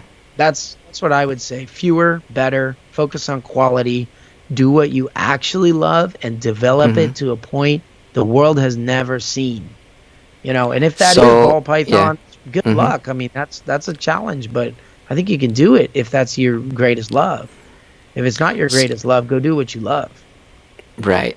So you more focus on the educational kind of like aspect then, right? To like influence and then like bring out all the knowledge so people can have like a proper so-called care or like focus on like certain like animals or things like that, right? I think so. I think what it Okay. is there's something that's been lost in the last 30 years of reptile keeping. 30 years Mhm. ago, what we didn't have was the Mhm. ability to breed things and keep them alive. We killed everything and we couldn't breed anything. Everybody had just you didn't even try. You just get one of each species and then you're cool. Right. That's the way it was 30, and that was not good because Yeah. there was this mentality that reptiles are disposable pets. So when I Yeah. go to a reptile show and I see people always complain like, "Where's all the diversity? It's all ball pythons and leopard geckos." I'm okay with that because those are the Mm. species that are captive bred and equipped to survive with commercially available products. You can just go down to Petco and set them up and they'll be fine. Yeah. Um, but the thing that was lost was Mhm. like the appreciation of an individual animal and the thrill of discovering something new that nobody Yeah. else knows. Nowadays, everyone just sit down with their little care sheet and they do this and they harp on everyone that doesn't do what the care sheet they said read was, you know, Yeah. and that's it. And it's all about like you hear people with like ridiculous ideas like, oh, I just got my first snake 3 months ago, but I'm going to be a breeder. You're like, why? Well, I want to Right. make this other thing. And you're like, but people have been making those in mass for 30 years. Why you want to add? That's like adding water to your wine. The wine is Yeah. already good. You know what I Yeah. mean? If you want to go make a mark, don't just add water to someone else's wine. You can Mhm. start growing some grapes somewhere. You know what I mean? Yeah. Figure out your own thing. Yeah. I think it's because like that term breeders is like much cooler just to to sound to be like a breeder. You know what I mean? Especially if you're like new. Yeah. Just like when you ask like a lot of people like what do you do, oh I'm a investor or like I'm a entrepreneur or things like that, even though they never build like one company ever, they don't have Right. like LLC or things like that, they just it just feels good or sounds good to say it. They like that You know what I title. mean? Yeah. And Exactly it that. costs $10 to print 500 business cards with that on them. Yeah. Entitlement, I think I can be wrong, but people can do whatever they feel like they want to do. But like for me, if I could do something for this hobby or bring like a huge impact, right, I would Hmm. probably try to regulate it all the price. So I'm gonna go to John Morph Market, right, set a Okay. set price. So there's no such thing as like people trying to cut your price or upside. That's fine. If you wanna sell higher, that's fine. But you cannot be lower. You know what I mean? So set the price for all the market. That's what I would do. And then the second thing that I'm gonna do is I'm gonna give people like a badge of honor. Meaning, if people like you, or people like Justin, or people like Jay, or even like Tom Crutchfield, like like a in army, like lieutenant, general, soldier or things like that. So people Okay. can, you cannot lie then, because you cannot say like, I've been doing this for 30 years, even though they just started yesterday. You cannot do that because it's legitimate. You can see their badge of honor. That's number two. And number three Okay. is this is the last one. I'm probably gonna do some kind of like, this is for other people that might wanna, like kind of like pursue this idea, is I would do something like an escrow company, because there's a lot of scam in this hobby, right?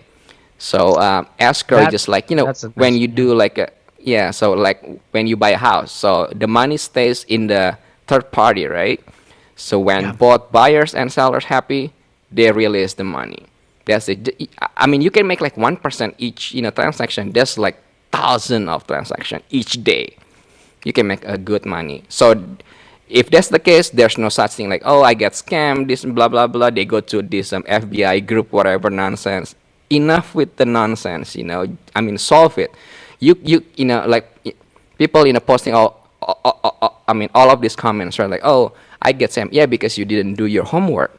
Because you do not know this so and then you buying it because the price is cheap, and then you get scammed, obviously, you know.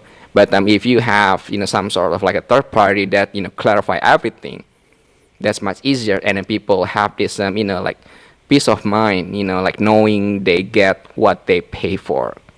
I think that's probably gonna solve at least for the first few years, and then I think that's gonna, make the hobby better, in my opinion. But yeah. In my opinion, I love your second two ideas. The badge of honor thing is great. Having Yeah. a vetted thing and impact so that somebody who's clicking on the computer for the first time can understand Mm-hmm. who's actually talking to them. That's Yeah. that's fantastic. I think Yeah. Yeah. Facebook has kind of started doing that in groups, but they Mm-hmm. regulate it weirdly. Like you can just be loud and get a badge. So Yeah. that's fantastic. The escrow thing, Mm-hmm. that's a business idea I think you should capitalize on because I think that would Yeah. be especially for some of these like larger or more complicated things. You know what I Mm-hmm. mean? Like complicated new Yeah. projects, or if you're buying things and getting animals back and stuff like that, Yeah. or if it's not like an escrow, maybe like a trust thing where you have certain release of money over time as certain Yeah. stages are met, kind of like a construction loan for property or something. That's a Yeah. great idea. You should definitely Yeah. do that. As Yeah. far as matching prices and Mm-hmm. not being able to go lower than that, That'll be tough. I know. that's not capitalism. and That's true. and But and it's just it good is a for. problem. It is a Uh-huh. problem, but It I is a think big problem. the reason why it's such a big problem is because, like you so aptly pointed out earlier in this podcast, so many Mm-hmm. people are bad at business. And that's Yeah. why they're dropping their prices, because they suck at selling. They suck Yeah. at representing their animals. They suck at finding customers. And Yeah. guys, if you're undercutting and stuff out there, I'm just gonna say it. It's okay that you suck at something when you're new to it. You know what I mean? Yeah. If you Yeah. had your first year, couple years, whatever, with ball pythons, and you bought into the whole calculator cowboy thing of figuring out what the market prices were going to be, and then you've come to the Right. harsh reality of the Yeah. being able to liquidate your assets, to turn your snakes into money, and you haven't been able to figure that out. Yeah. Yeah. Buy a book. You know what I'm saying? I mean, I can't tell you how many times people are like, well, what's this and what's that? And I send them a link Right. to one of my videos. I actually made a detailed 15-minute video about that. You can learn it here. And like, well, I don't want 15 minutes. Just tell me the punchline. And I'm like, you're going to have to skip through the video because I think Right. the information you put in there is pretty good. And it's presented in a way to help you understand it. And the fact that you're asking Right. me to do this shows me that no matter what I tell you, you're not going to be successful because you're not willing to learn. You're not willing to Right. invest your time. Yeah. Yeah, because I think that solved the a lot of the issues, because you don't have to be like, a genius in business, right? Because you have that peace of mind that knowing, even though you're gonna have to wait like 3 years or 2 years or 4 years, the price is gonna be there. So people can have that confidence in, investing all of this high-end morph, right? Because they know the price is not gonna crash, because they feel like, just like albino, right now they already know like it's $200 or $300 set, done. So Right. Well, I think that That's would be a great uh-huh. investment.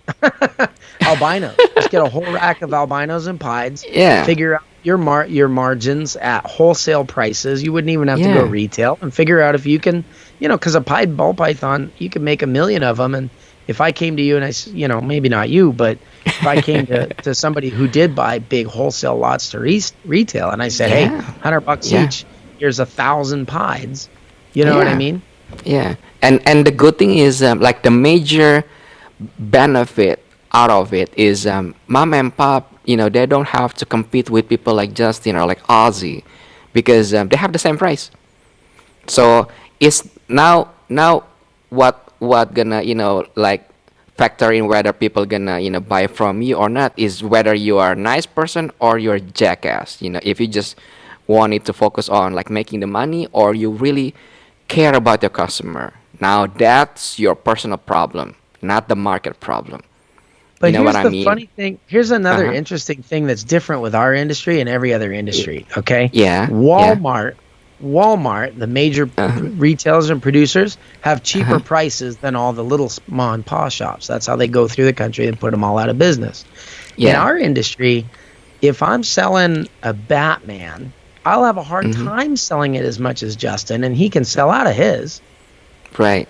So the major producers are the ones that are actually elevating. I saw this when I worked at Prehistoric Pets. People would Uh-huh. always complain that Prehistoric Pets was overproducing animals because they couldn't sell there. The funny thing was Prehistoric Pets pricing was 1.5, 2 times higher than the Mm-hmm. other guys. And we Mm-hmm. sold all our animals. So we're not overproducing. You're just underselling is the only way that logically that I could see it. So I think Yeah. if you set the price, you Mm-hmm. know what I mean? You set a minimum price. Yeah. All of those, the Justins and Aussies and those guys, their prices are going to be higher than the minimums, and they're still going to be selling. So Yeah, exactly. I really only think that helps people that are poor business people. Because if you cap a bottom and not a top, like you said, which is the way, if you Yeah. were going to do that, that's the way you would have to, Yeah. but if you cap bottom price, Mm-hmm. you know what I mean? The only people that are trying to go below that price are people that are not good at selling. And if people are not good at representing and bringing their animals, their product to market, Mm-hmm. they probably shouldn't be doing this business. And Right. I don't say that in like a mean way or a cocky way. If you're out there sitting on animals that are unsold or whatever, I'm just saying that from like a harsh, this is life Yeah. reality way. Like, Mm-hmm. try a different job and go back to enjoying the animals, because if Yeah. you're dropping the price below a minimum, that's desperation. I don't think that the Aussies and Justins of the world are affected by people dropping Yeah. prices on them. I mean, you Yeah. said you went to a local show and somebody had these whatever dwarf animals. They're usually low percentage and they can't tell Mm-hmm. you how they got the locality in there and all that kind of stuff. And Mm-hmm. people have something that's labeled super dwarf albino, and it's like the same price as a mainland, maybe $300. And if you come buy a super dwarf Right. albino from me, maybe it's $1,500. And I can pretty much guarantee you any reptile show you go to in the country, there's going to be a dwarf or super dwarf albino there, at least in label. And Yeah. the fact that it's not the price of what a super dwarf or dwarf breeder is selling you those animals at should Mm-hmm. tell you as a buyer that you're about to get ripped off. It's not a Yeah. great deal if you bought the right thing. You know what I'm Yeah. saying? If I Yeah. go buy a brand new Apple computer for half the price I can get it at the Apple store, and then when you ship it to me and it has an Apple sticker on some piece of crap, I did not get a good deal on an Apple computer. Yeah, but the problem is, Sorry. like majority of the people they do not know this, right? So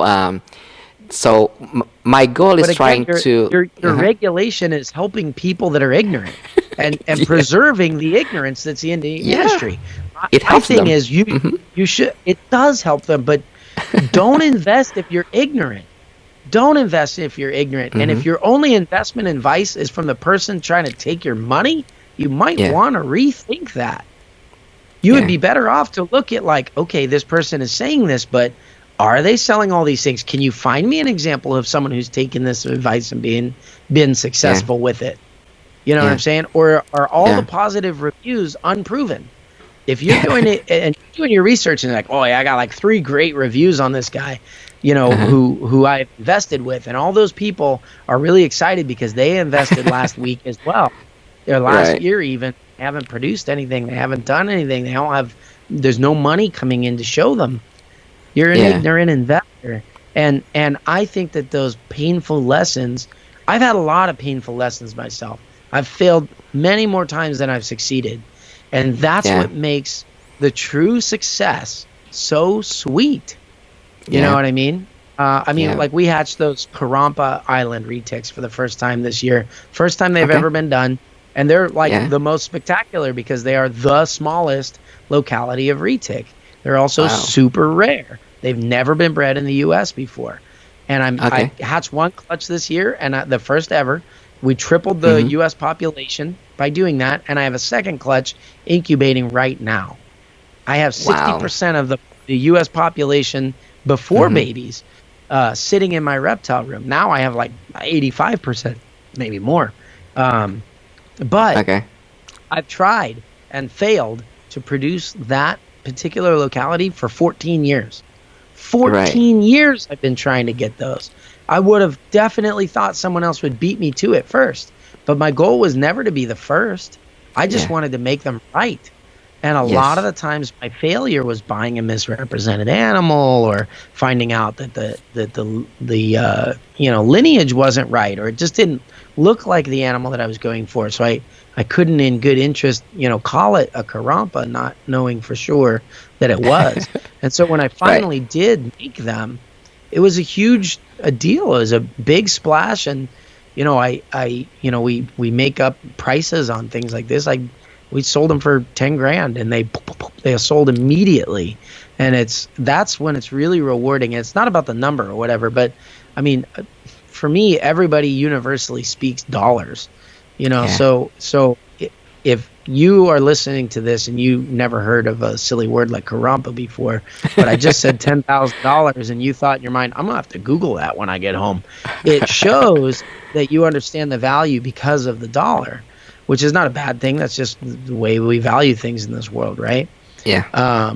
But the fact that we can make a value like that for an animal, I Yeah. don't think it's marketing wizardry. I don't think it's any of that. But the great thing about it is if you went and bought your first $15 normal ball python at a reptile show, and Mm-hmm. you went and bought one of the first Karampas ever made, and you paid $10,000 on it, without knowing anything about you, I can probably guarantee you the Karampa's going to have a better life than the $15 ball python, because Right. we take care of things that we value. We value things that cost us a lot of money. And so it's That's true. really rewarding for me to Mm-hmm. always see my babies going out. Forget bottom prices. Like, you can go ahead and do your rule if you want. Like, I'm not the most expensive, because a lot of times people try to produce the stuff I produce, and they're like, well, I see Garrett selling that for a lot of money, so I'm going to shoot for the moon and see what the market does. And then they usually weaken the market, because they'll be like $10,000 for this, and they're like, well, crap, nobody bought that, so $6,000 for this. Right. And my thing is, like, my prices are my prices, because I usually have waiting lists on the babies that hatch. So if Yeah. you want a lower price, I can just say, yeah, if I like you, I'll offer you a lower price. Like, you're a cool guy, Chris. You need to check one of these super doors out. You know what I mean? Let me get you one. Right. But if don't need to, I can just say, hey, thank you for that offer, but I want full price, because there's somebody right behind you with the money in Yeah. their hand that's going to Yeah. take it, and it guarantees that the animals will be taken care of. I mean, not absolutely, Right. but I think it helps. So Right. the kind of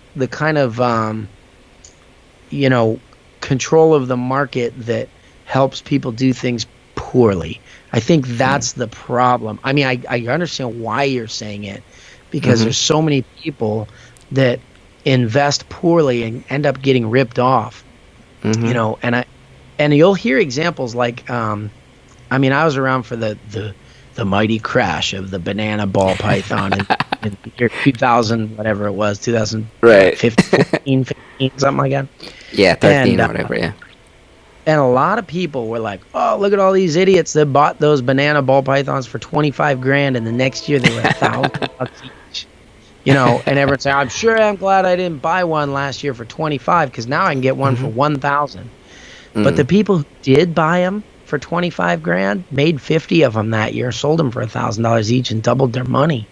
Yeah. I don't know anybody that paid money on big money on a banana that was sad about it. Yeah. They all had a very specific plan that banana matched perfectly, and then once they executed it, they were successful, very successful. And so, you can that's the difference is if you're not good at investing, you're looking at inside each one of your cages and counting up your net worth. But if you are good at investing, it doesn't matter what you paid for an animal. The snow male that I have, you mentioned kind of me being known for snows. His name is the White Diamond, and he started this whole legendary White Diamond line. Right.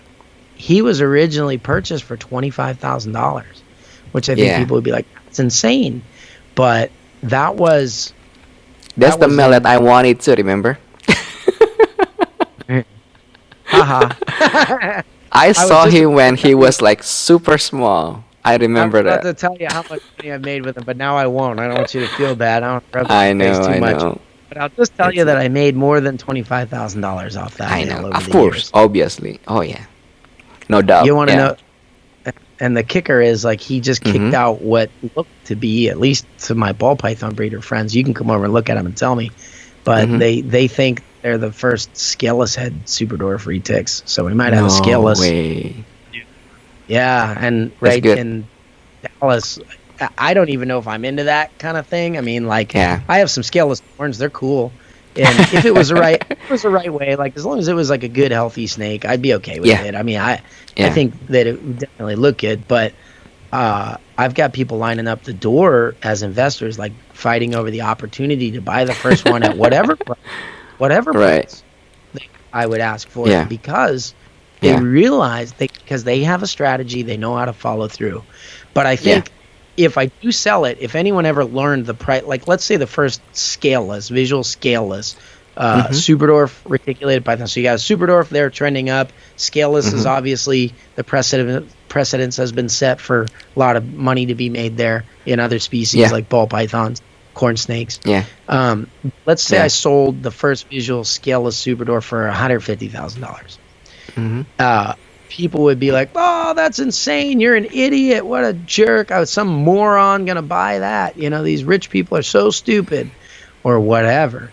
But the people who actually buy them are probably going to be pretty successful with it. And even in scale ball pythons, I know there was a lot of drama and this and that, and people getting ripped. Things. I mean, mess. It was a mess. There's a lot of dishonesty and stuff like that happened. But the people who followed through on the project now, all these years later, I mean, maybe they didn't have the big explosion they thought with the very first clutch that they did, but the ones that followed it through for the long haul are still selling snakes at great prices and made tons of money on it, and they love the project.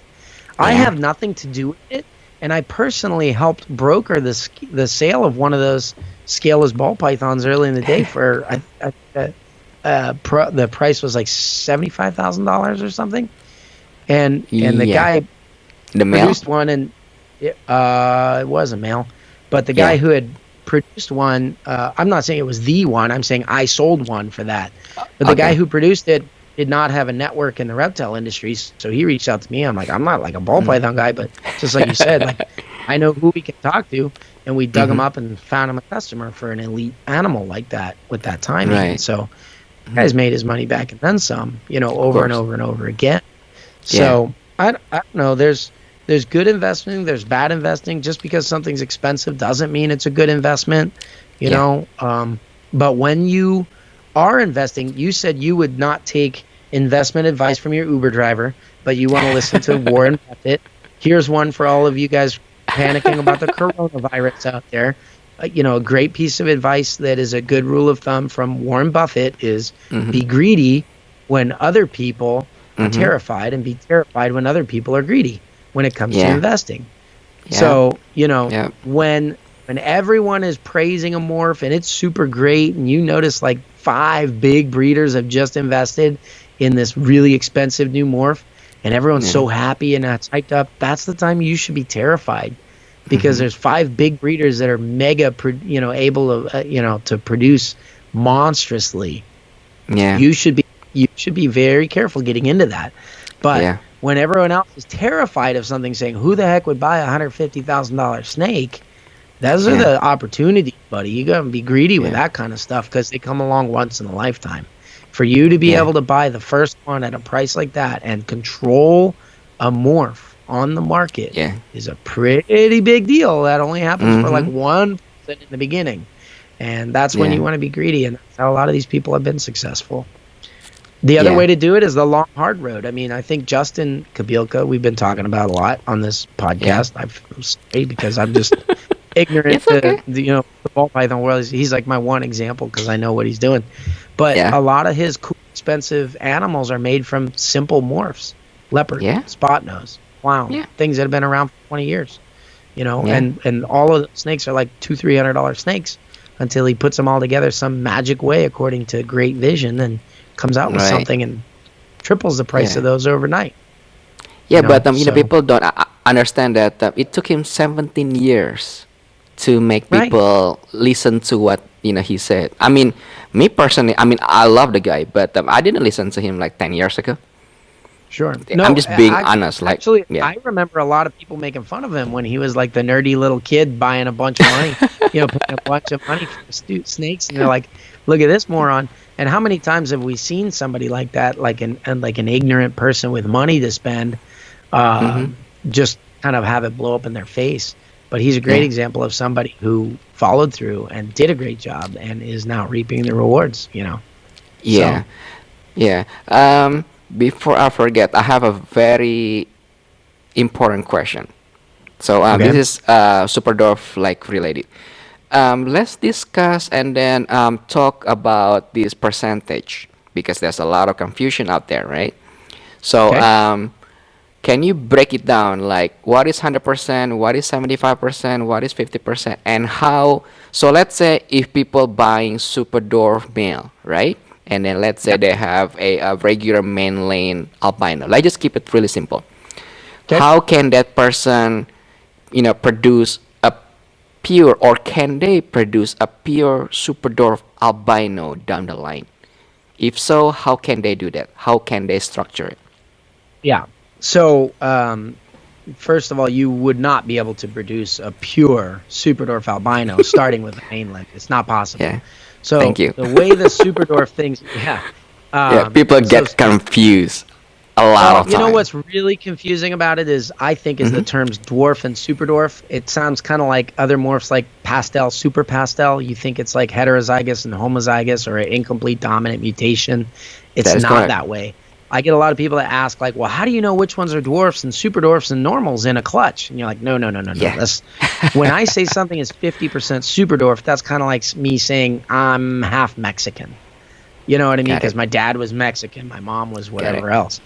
That's the way it works. So dwarf and super dwarf are kind of like common names or nicknames, really, for a group of islands, animals that come from a group of islands south of Sulawesi. Kind of looks like the Florida Keys, little dotted island chain going down. Yeah, and looks like chicken or something. There you go. Right. And certain of those islands have animals that they stay kind of smaller than a mainland, where, I mean, it might still be a big animal, but let's say a breeder female might be like 20, 30 pounds instead of 100, 150. So those would be like dwarf animals. And then certain islands produce animals that are really small, where the breeder female might be 5 or 8 pounds, and they consider those ones super dwarfs. So the term gets tagged onto a locality, and the locality is the most specific way we have to measure them, other than bloodlines. I mean, you could say like there's different bloodlines of the same locality, like one from Out Reptiles or one from somebody else, but they're both Calatoas or something. But all of those animals fall within a scientifically recognized subspecies. The common name for them kind of is like the Jampea python, but it's not a very good common name either, because that's one of the islands. But at any rate, So what you're going to do is if you take, when you're calculating these numbers, you're calculating a percentage of a locality. It's very simple. You take the average of two numbers, and that's it. Okay. So it's like me saying half Mexican because my dad's Mexican, my mom is German. Then I'm half German, half Mexican. If you take a Kalatoa and an animal from Sumatra, which would be a mainland, then the baby's going to be half Kalatoa, half Sumatran. So in order to term a morph a super dwarf, the industry standard, this is one of the things a lot of these newer breeders are trying to break down this standard so they can sell lower quality animals as super dwarfs. But to call it a super dwarf, it has to be 50% or higher from that bloodline. Now, the real goal is to take a morph from the mainland and breed it to the point where you have almost no mainland blood left in it, but the morph still remains. That's when you start getting really high quality, consistent bloodlines, especially when you do breedings the right way. So a good example would be there's a morph called a phantom, which would be, it's actually similar to a phantom in ball pythons, and they make a blue eye leucistic when you breed two of them together.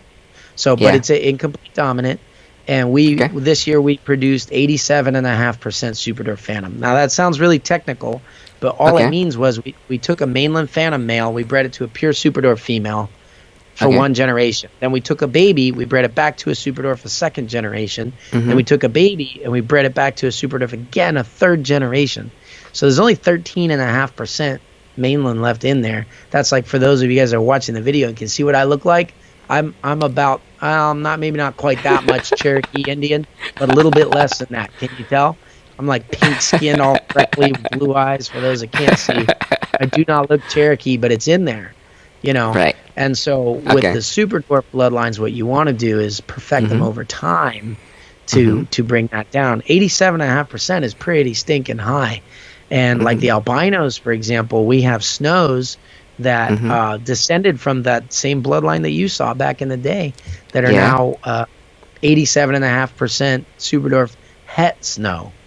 So they need to be bred one more time to make visuals. But to get there with incomplete dominance, 3 generations, it takes 6 with a recessive, because you have to make hets and then make visual, then breed them back. And so and then it might get confusing if you blend localities. Like sometimes I'll start a project. You know, the goal is selectively breeding for size and characteristics. So it's a lot more complicated than standard Mendelian genetics. But once you get skillful with it and you know, like, okay, I bred this male a number of times over generations and I've seen the results of his bloodline. That's why that white diamond bloodline is so legendary, because he consistently produces very clean, bright, beautiful animals. And so you get pretty good at selectively breeding your own bloodlines once you understand the ins and outs of them.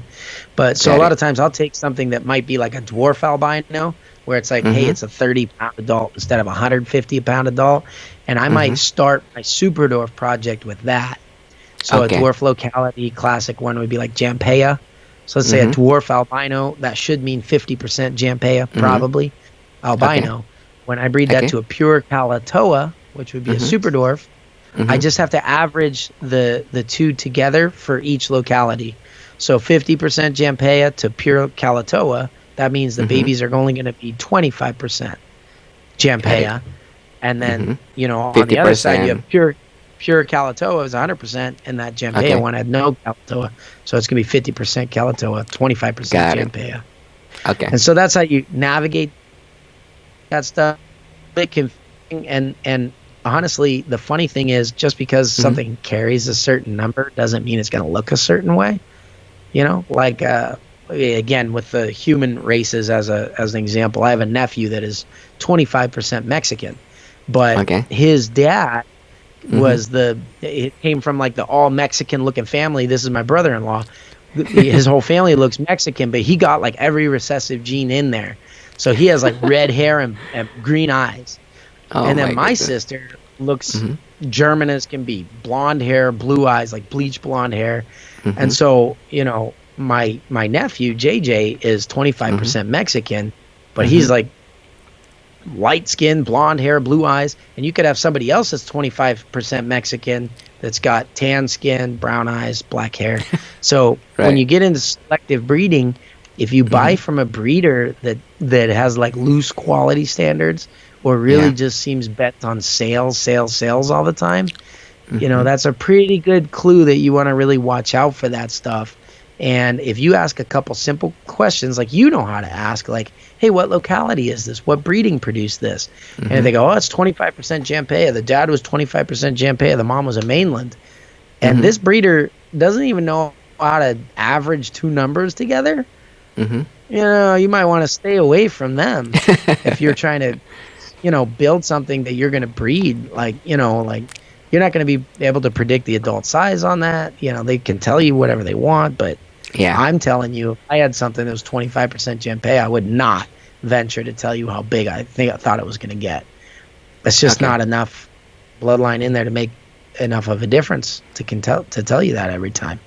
So So to make it simple, right? So back to that example. So let's say if you breed super dwarf to regular albino. Okay, so this is just a really simple example. Okay, so all the offspring is gonna be 50%. Well, is 50% dwarf and then het albino, correct? And then 50% super dwarf het albino. If you use the super dwarf and a mainland, you would do 50% super dwarf, and then maybe 100% het albino. Correct. And then when you breed the offspring back together, then it's gonna be 75% super dwarf albino, correct? No. Oh, no? So you're averaging the number. So you're saying you take the two brother sister and put them together because you made super dwarf het albino. So if both brother and sister are both 50% super dwarf, you put those together, you're gonna get it's a 50% super dwarf. So you're averaging the two numbers because the numbers are the same. It comes out the same. So if I'm half Mexican and I marry a woman that's half Mexican, our kids are going to be half Mexican. Oh, some of them, then how do you make that super dwarf? That's the trick. So the 75% super dwarf, this and the exact example you're giving is what a lot of like newer breeders or less experienced breeders, they do exactly get really confused. They don't realize they actually just skipped 2 generations. So what I need to do now that I've made a 50% super dwarf albino is breed it back to a pure super dwarf again. Oh, now I'm averaging so you breed it back to the dad. Yeah, you breed it, or hopefully an unrelated super dwarf. But so you breed it to a pure super dwarf. Now you're going to make the average between 50 and 100 is 75. So that first number, the whatever percentage super dwarf, is referring to a bloodline. The second number is referring to, Mendelian genetics, 100% het albino. So, now you made 75% super dwarf het albinos. You'd have to grow those up and breed them to each other. That's 2 generations to make a 75% super dwarf. So, even though the number's only a little bit higher, it's a huge jump because you're just talking about 10 years of breeding to go from having a 50% super dwarf to a 75%. That's crazy. So when I say we've got 87.5% super dwarf het snows or whatever, that's mind-boggling. It's mind-boggling. Okay, so back to that example. So if you breed back the brother and the sister back again, then you still gonna get 50% visual albino. So it stays like that, right? Right. So if you have 2 animals that are the same percentage and you breed them, it doesn't affect the percentages. It stays right there. I get it now. Yeah, so that guy, gave me the completely wrong thing. Yep. And I see that all the time. It's what you need to do is consider how much of a certain locality, like if you're looking for how much percentage super dwarf it has. Yeah. Take the percentage of the mom, the percentage of the dad, you add them together, you divide by 2. So here's my question. If it was me, right? If I'm gonna structure, so let's say if I want to start my super dwarf in a collection, right? I think it's better off to get the female then first, and then I still remember you mentioned about that the mom influenced the offspring much than the male. Am I correct or no? Yeah, no, you are. So now you're getting this is next level. So now here's the thing: is sorry, guys, can't master. No, it's okay. This is like my personal question now. Well, most people can't even master how to calculate the percentage of their own babies. If you're buying from Okay. a breeder that can't do that, you're Mm-hmm. you're buying from the guy that just cooked you a meal because they watch YouTube and they are not a cook. You know what I mean? It's not to Right. say they may not have. Maybe they bought good animals, they bred them, and they have nice animals. Mm-hmm. Mm-hmm. It's just that if they don't know, how the heck could Yeah. you confidently buy from them, right? So Yeah. when it comes to selective breeding, something that I have found over the years Mm-hmm. is we talked about how to make percentages. Let's say I took a Superdorf male, which in this case Mm-hmm. would probably be, very small, like a little bigger than a corn snake, maybe a 5-6 foot male. Mm-hmm. And he weighs 1,200 to 1,400 pounds. And I breed Mm-hmm. him to a mainland female. Let's say let's use an incomplete dominant mutation. Let's say I use a super tiger, right? Okay. And then all the babies are going to be tigers because that's like Mm-hmm. super pastel. All the babies would be pastel. Mm-hmm. And they would all be 50% Superdorf. I Right. could do the same breeding, but that mainland female, maybe she weighs 200 pounds and she lays 80 eggs. I just Mm-hmm. made 80 Superdorf tigers. Yeah. The other way you can do that is to take Mm-hmm. a Superdorf female that's maybe like 8-9 feet, which in Mm-hmm. Superdorfs, that's the same size as a ball python. That's 3,000, Mm-hmm. 4,000 grams because they're a Yeah. long, skinny snake. So an Mm-hmm. 8-9 foot retic is very comparable Mm-hmm. in size to a breeder ball python. Okay. And I breed a mainland super tiger male to it. That female, she might only lay 15 eggs, and Yeah. the babies are still going to be 50% Superdorf tigers. Exact same thing. So in the early days, we used to think, okay, if we want to make a lot of Superdorfs, let's just run one Superdorf male to all our morph females, and we'll be able Right. to make tons of Superdorfs. It's great. Yeah. And they came out, they looked like Superdorfs as babies and everything else. But they get over bigger. time, yeah, when you grow them up, what we found was they tend to take after mom.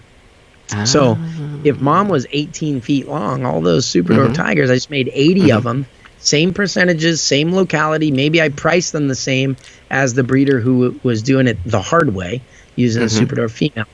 But all those snakes grow up to be 15, 16 feet, Okay, I get it now. Huge, big, girthy things that look like Superdorfs. They look like them, but they have the Right. size of mom.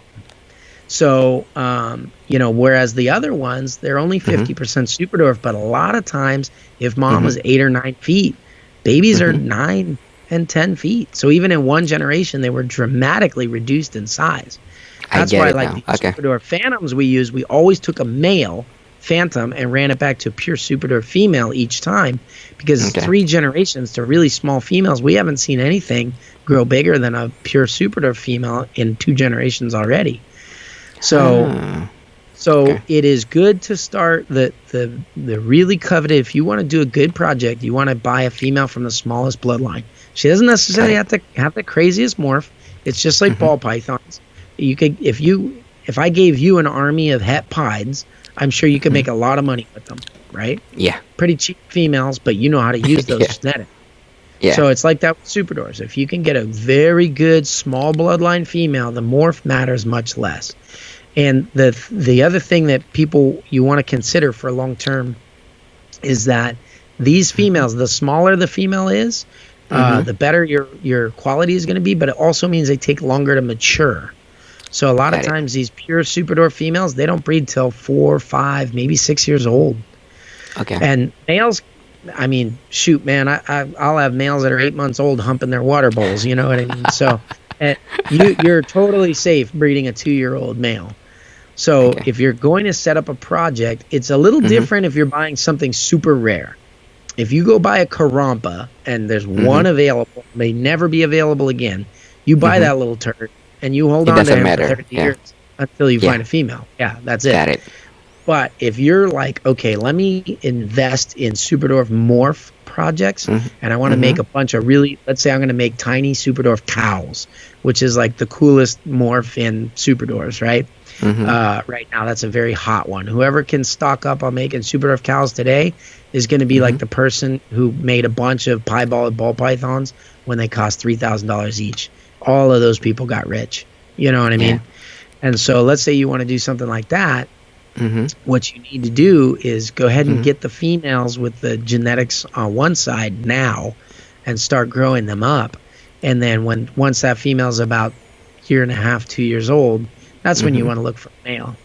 And if you really want your money to go far, focus on small bloodlines with the females. Like even if you're just getting Pos het, you know what I mean? Maybe it's like a Pos het orange ghost stripe or phantom female, whatever the cheapest version is, you stack up on those females, but you want to not compromise on good bloodline.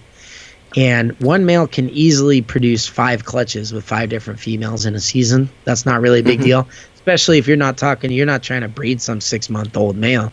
You're using a nice 2-year-old established male. So what you do is try to buy like 5 females in a season. Really stock up. Get them all from one clutch if you have to, you know, and just wipe that breeder out, you know. Get every female he has and then sit back on them and grow them up and then watch the market develop and be a little bit flexible and just wait for the exact right male. Make some phone calls, figure out who's breeding what, when, and when you see that breeder who has the bloodlines you like is now sitting on eggs, with retics, eggs take about 3 months to hatch, you better start setting that money aside and making sure you're his best friend. You know what I mean? You mark your calendar when they're going to hatch, and you call him a week before and tempt him with a deposit or whatever you need to do to get that male. And you fork that money out, you get that male, and then at that point your turnover is rapid. It's like, you know, because 18 months, 2 years, that goes by like nothing. And the next thing you know, you got 5 clutches of 20 eggs, you're going to make 100 baby cows. And if you can sell those things for even $1,000 each, that's a $6,000 payback in the first year. And that's where you want to hit it. So let me ask you this. So let's say if you start with that, you know, like super dwarf females, right? And then let's say if you breed her to, let's say, let's just keep it really simple because my mind is kind of like going, and then I'm tend to go to like really advanced stuff, but I'm trying to, you know, like help people understand like what's going on. So let's say super dwarf. Let them Google it. Bring the advanced stuff. Let them Google it. But go ahead. Go ahead. So super dwarf female, right? And then let's say if you breed it to male albino, okay? Keep it simple. All the offspring, it's gonna be 50% dwarf and then het albino, right? And then if you super dwarf het albino. I'm sorry, yeah. And then when you breed the offspring back to the mom, you technically get 75% super dwarf albino visual. It would be no, because the mom was not a het. The mom was a pure super dwarf. She had no albino in it. Damn it, I forgot about that one. Okay, so let's say if you hold right there though. Hold on, I forgot about that. No, it's okay. Yeah. The strategy that you just accidentally did, that is how I build my project armies.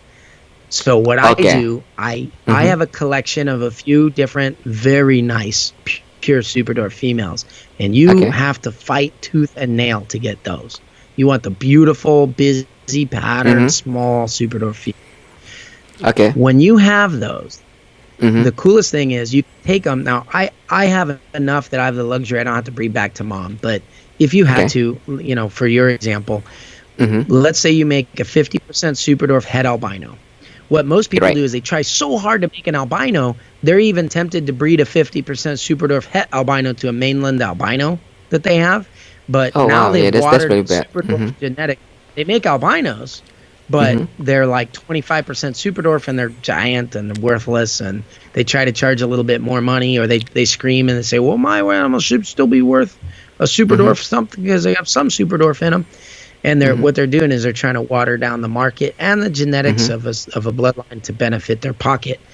But what I do instead, you know that if you produce a clutch of 50% hets, if you're buying one, it's a gamble. You're getting a 50% chance that you'll even get the genetics. But as a breeder, somebody who's trying to build a collection, it's almost the best thing you can do. Take a 50% super dwarf het albino male, breed him back to his mom. Now you're really focusing on the bloodline genetics, not the morph. You're going to get a clutch of 75% super dwarfs. Right. But they're only pos het albino. The thing about it is, it doesn't matter because half of the females you just produce are het albino, and you'll figure it out later. So you got those things on Okay. the ground in record time. Instead of taking 2 generations to like make it an albino and then go back to Superdorf and make the Mm, hets, you're playing mm, with pos hets. But as the breeder, you keep every mm-hmm, female. You mm-hmm. half of them are het albino, Yeah. and you raise them up and you breed an albino to them later. Mm-hmm, Some Superdorf albino in the future. You'll figure out mm-hmm, which ones are hets. You mark it down. The other ones that are non-hets, use those mm-hmm. are 75% Superdorfs. That's a good female to have, just a normal. And you just Right. use those for a complete dominant project. Breed a platinum Molly tiger to those. Yeah. You know So what happened if you breed that 75% back to mom, which is 100%? So you're only gonna get 87.5%. exactly. Yep. So you will And then never get 100% unless you get both parents 100% and 100%. no, you think of it as like, let's say I step. You can see my refrigerator right there. If I can step Yeah. halfway to my refrigerator and Yeah. then step halfway there again and halfway there again, I'm getting closer and closer. But if I Mm-hmm. always step only halfway to it, Mm-hmm. I'll never get there. I'll spend the rest of my life taking half steps. They'll be so Okay. incrementally small they seem Mm-hmm. insignificant later. But Yeah. if I'm 8 feet away, then I'm 4 feet away, then I'm 2 feet away, then I'm 1 foot away, then I'm 6 inches away, then I'm 3 inches away, then I'm an inch and a Right. half away, 3/4 of an inch away. You Mm-hmm. see what I'm saying? It gets smaller Right. and smaller. You never actually get there. So you'll never have a pure Superdorf morph. The only exception would be something that Mm-hmm. literally came off of these tiny islands. So like anerythristic, theoretically that Yeah. does run on some of those islands. Anery, right? Yeah. But those are really like, I mean, I don't even know that I could tell you I have a proven Superdorf anery. Yeah. I don't. Yeah. So it doesn't make sense though. So let's say if you get okay, so if you start with the mom, right? Let's say if she's a 100% Superdorf, right? Yeah. Mhm. How did you even get the mom at the first place then? Because if you cannot make 100% Superdorf, you know what I mean? You pick it up off the island. Oh, back to I forgot about the locality again. God So damn it. Superdorf Okay. again is a marketing name. And Okay, I Superdorf, get it now. Traditionally, Superdorf refers to Kalatoas are the most common, right? So But then there's Jampea Madu, is technically Karamba. dwarf, yeah? Or no? Correct. Yes, Jampea is a Oh, dwarf. okay. Jampea, Kalatoa, Madu, Sulawesi, There are Datang 7 Karampa. localities that are Jesus dwarf and Christ. Superdorf. Right. There's 2 subspecies. Okay, Right. Malaya python reticulatus is a reticulated python. So Mhm. Malaya python reticulatus is what we would call a mainland. Malaya python reticulatus saputrii covers Mhm. 2 of the localities that we have in the U.S. One is Salayer, and that's an island. Salayer. Okay, I've heard Yeah, of it. Salayer. Okay. You Okay. can find that on a map. Then the other one is called the Tombolongan. Nobody knows about those, but Yeah. they do exist here in the U.S. That's another, and the Slayers are the biggest of the dwarf localities, but still very Mhm. small by reticulated python standards. And the Tombolongans are actually very small, but they're Sabutrii. The other So ones you are will all, Uh-huh. there's 5 other localities. Mhm. All of those are currently considered Jampeianus. And that Okay. is the Jampea is the dwarf. Mhm. And then there's Mhm. a Kayawati, which is like kind of in between. Some people call him a dwarf, some super dwarf. They're typically smaller than Jampeas, typically bigger than the other 3 localities. But then the other 3 that are really true small super dwarves are Karampa, Kalatoa, and Madu. But you have to realize that when we're talking about locality animals, these are Yeah. animals that come off islands in the middle of the ocean that are like the size of a city park. They're Right. very rare, very, very rare. And so Kalatoas to find a pure Kalatoa is very difficult and they're very rare, but there's a few people that produce them every year in the U.S. Madu has not been produced in close to a decade. And Karampa, as we talked about earlier, had literally never been produced in captivity until we got him this year. So out of all 7 of those localities, the locality thing is really my personal passion. I love them. I love the pure localities. I love the pure bloodlines. And so I work with all 7 of those localities. This year, I should be able to offer 5 of the 7. I don't even know anyone else that works with 5 of the localities. Most What is the people smallest call one Karampa. out of those? Oh, Karampa. The rarest. Okay. Yeah, they're the Karampas. But the truth be told, if you're going to just go make an albino, Don't use a Carrampa. Use a Kalatoa. The Kalatoas are very comparable to Carrampas. They're quite small. If you get a good small bloodline Kalatoa, you'll be fine. Because you're talking about breeding something, let's say a Carrampa is 1,200 grams and a Kalatoa is 1,500 grams. You're taking that 1,500 or 1,200 gram snake and you're breeding it to something that's 150 pounds. The extra 300 grams in between them is not making a difference for you there. Let's be realistic. You know, if you want pure locality and you want the smallest of the small, you'll have to get a Carrampa. So you can jump on my 3-year waiting list and save up to $10,000 or whatever. You can do that. But if you want to make small snakes, get a Kalatoa. That's the best animal for small. If you want, and that's your only concern, make it small retic morphs. You get a Kalatoa or like a cross, like a Kalatoa Madu, Kalatoa Carrampa cross, that kind of thing. So the highest, as far as that the percentage that you can get from, let's say, one super dwarf is 87.5%. That's the highest you can get. You cannot make 100%, correct? You can't make 100, but you can go it's 94 or something like that. 87.5 plus 100. If I took my 87.5% phantoms that I made this year with Andrew Acevedo, and I bred them to to a pure super dwarf again, a 4th generation, then I add those two. I add those two numbers. I divide them by 2, and I come up with 93.75%. And that's the highest. No, because then I can add that to plus 100, right? Equals 193.75. I'll be old by then, Garrett. Then I am old, and I started this when I was a kid. Then you get, and here's the silly part. We just said they're almost like 94%. If you breed another generation back, it only takes you up to 97%. It's 96.875%. Technically. My goodness, yeah. So those half steps to the refrigerator, the first step I make that's halfway from me to my fridge is 4 feet. That covers a lot. The next one I really get close by adding another 2 feet. But after I've taken a bunch of steps, I'm like, 1.5 inches, 3/4 inches, and it just keeps getting smaller and smaller. You'll notice a less difference. So if you can if you can buy a bloodline, like for you, you have the networking ability and the resources to actually do super dwarfs right from the beginning. If you ever decided to, you would be better off, instead of waiting till you're old and reinventing the wheel.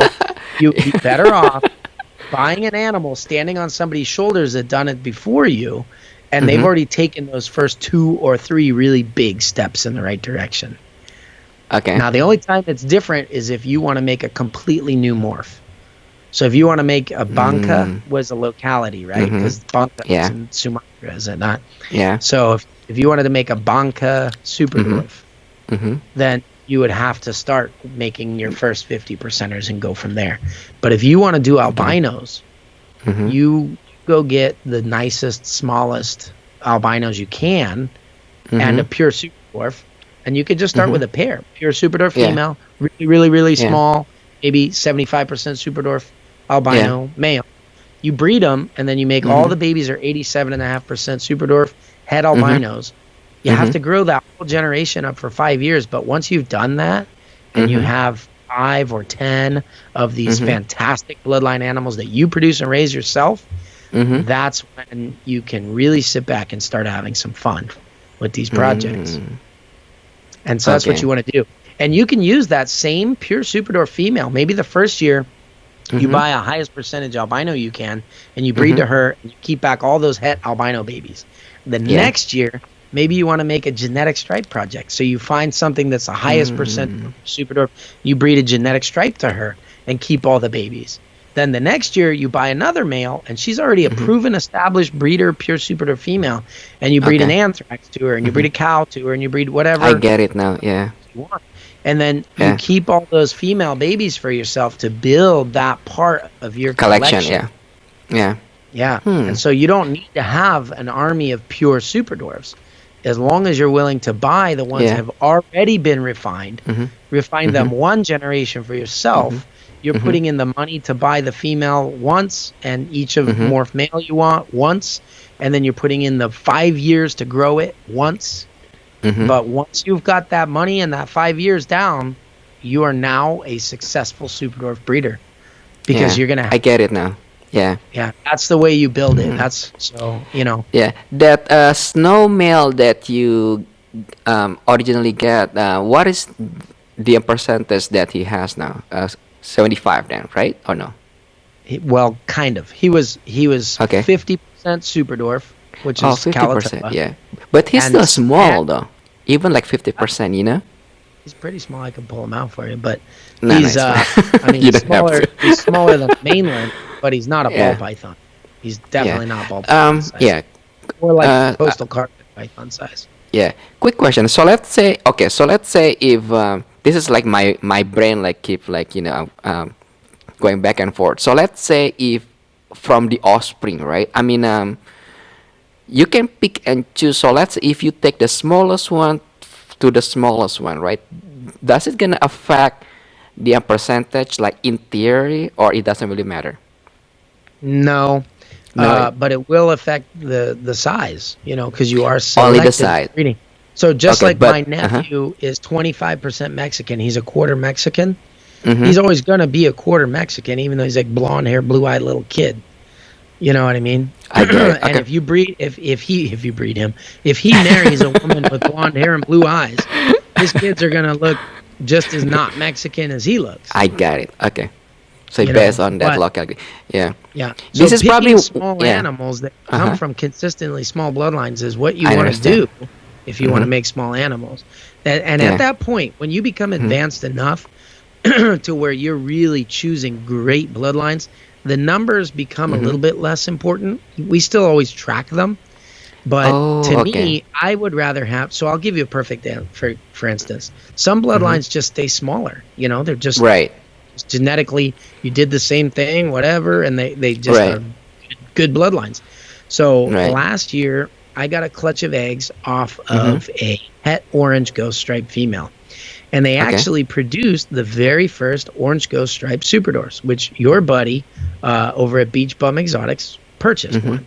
Adam. You know, Yeah. yeah, Mm-hmm. well, he Yeah. uh, he purchased one of the first superdorf orange ghost stripes made.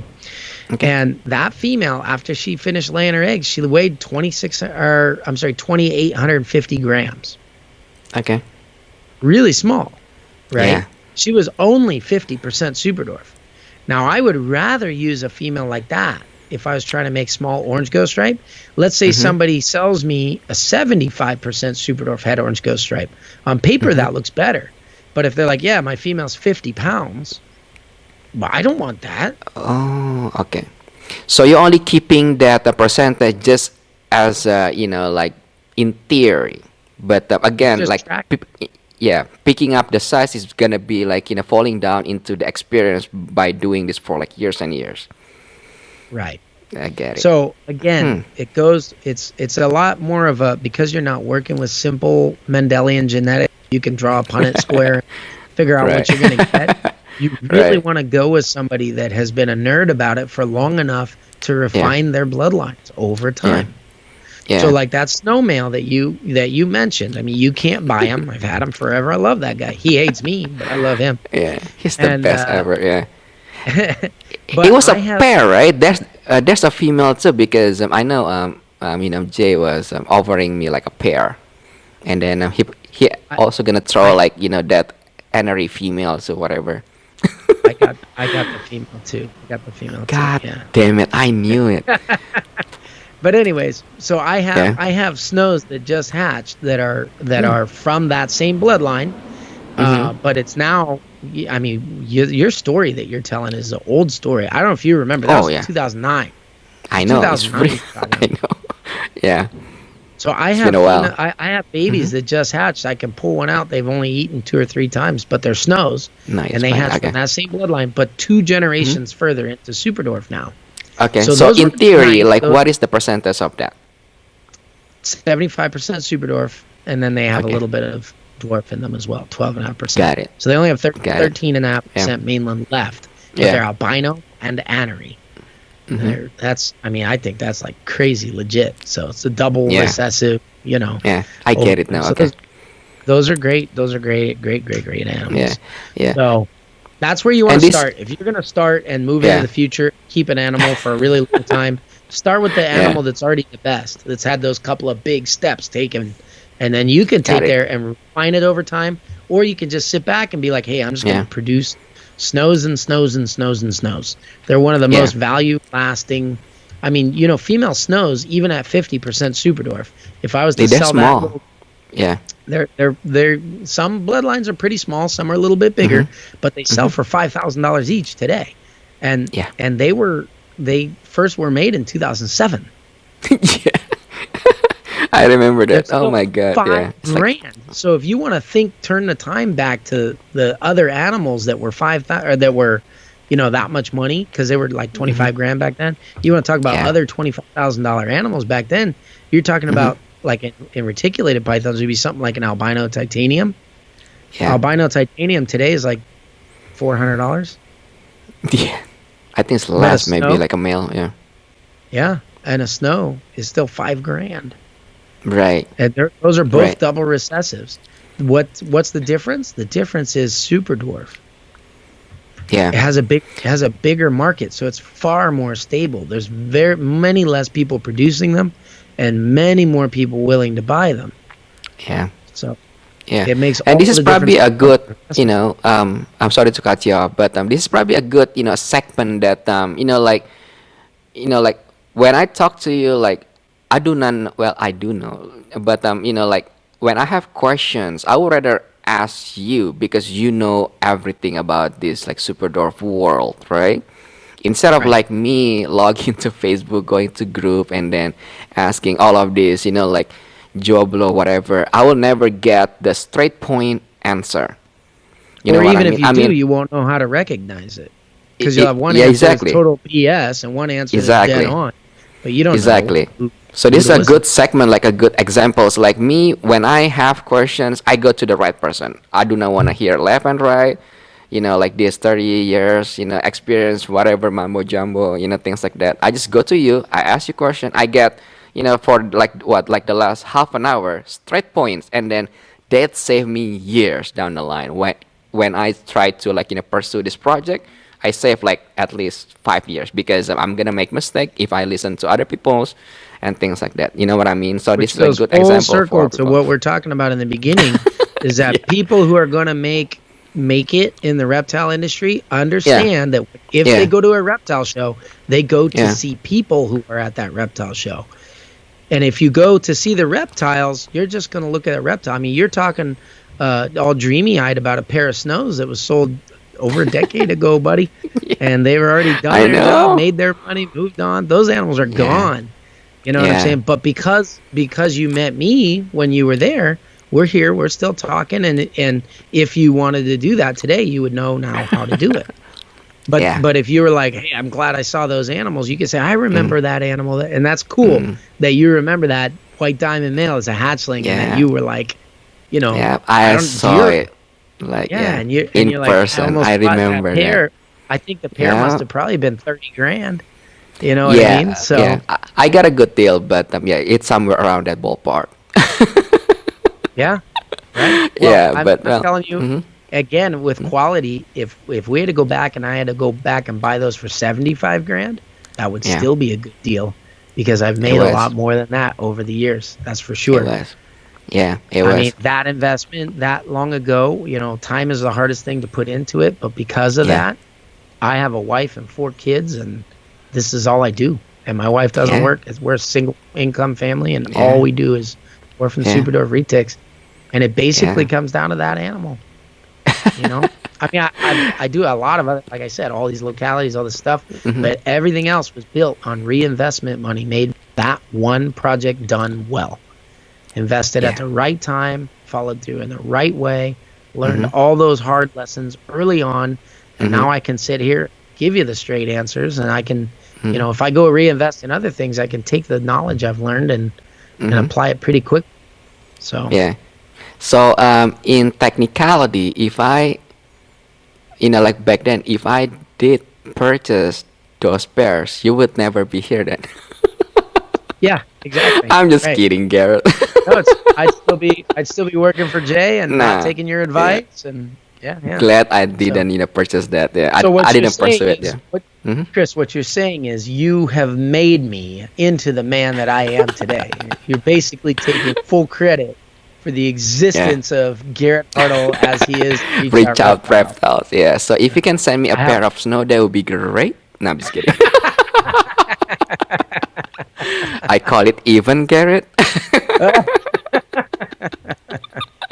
I'm just Oh, kidding. Yeah, but I'm glad you made that decisions, and then I love talking to you. Like like I told you like so many times because it's always good to, see an old friends, right? Like quote unquote. Because I've seen people, come and they come and go like every single year or every other years. It's a really tough business. It's not really easy as people think it is. It no. takes a lot of hard work, dedication, patience. And Other it's than that, and yeah, buying those animals like yeah, that you really want to buy, like it's exciting to buy animals, but that's almost the easiest part. yeah, If you really want to yeah. make it, start studying business, Mhm, pick up some books. I mean, I don't know, one of my favorite books to recommend to people that want to get into mhm, reptile industry is The Art of the mhm. Start. Oh, the I think other it was, star. Okay, have you read that one? I Familiar heard with? of it, but yeah, I don't really like It's to read a book. To be honest with you, I usually just listen to audiobook.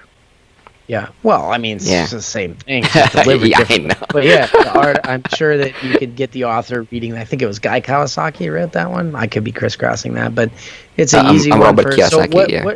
where's someone that you go to kind of Hmm. sharpen your business sense and everything with this? So if I it's like an that audiobook, guy. what's a Yeah. great? Y- to be honest with you, like anything that you want to do, right? If it is business or things or, like any other, like objective, right?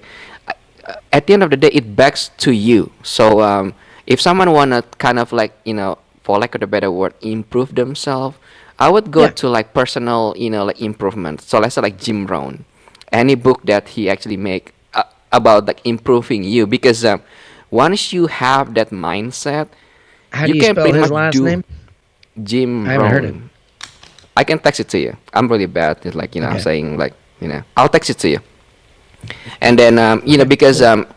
once you build up your like your mindset, you can pretty much do whatever you want.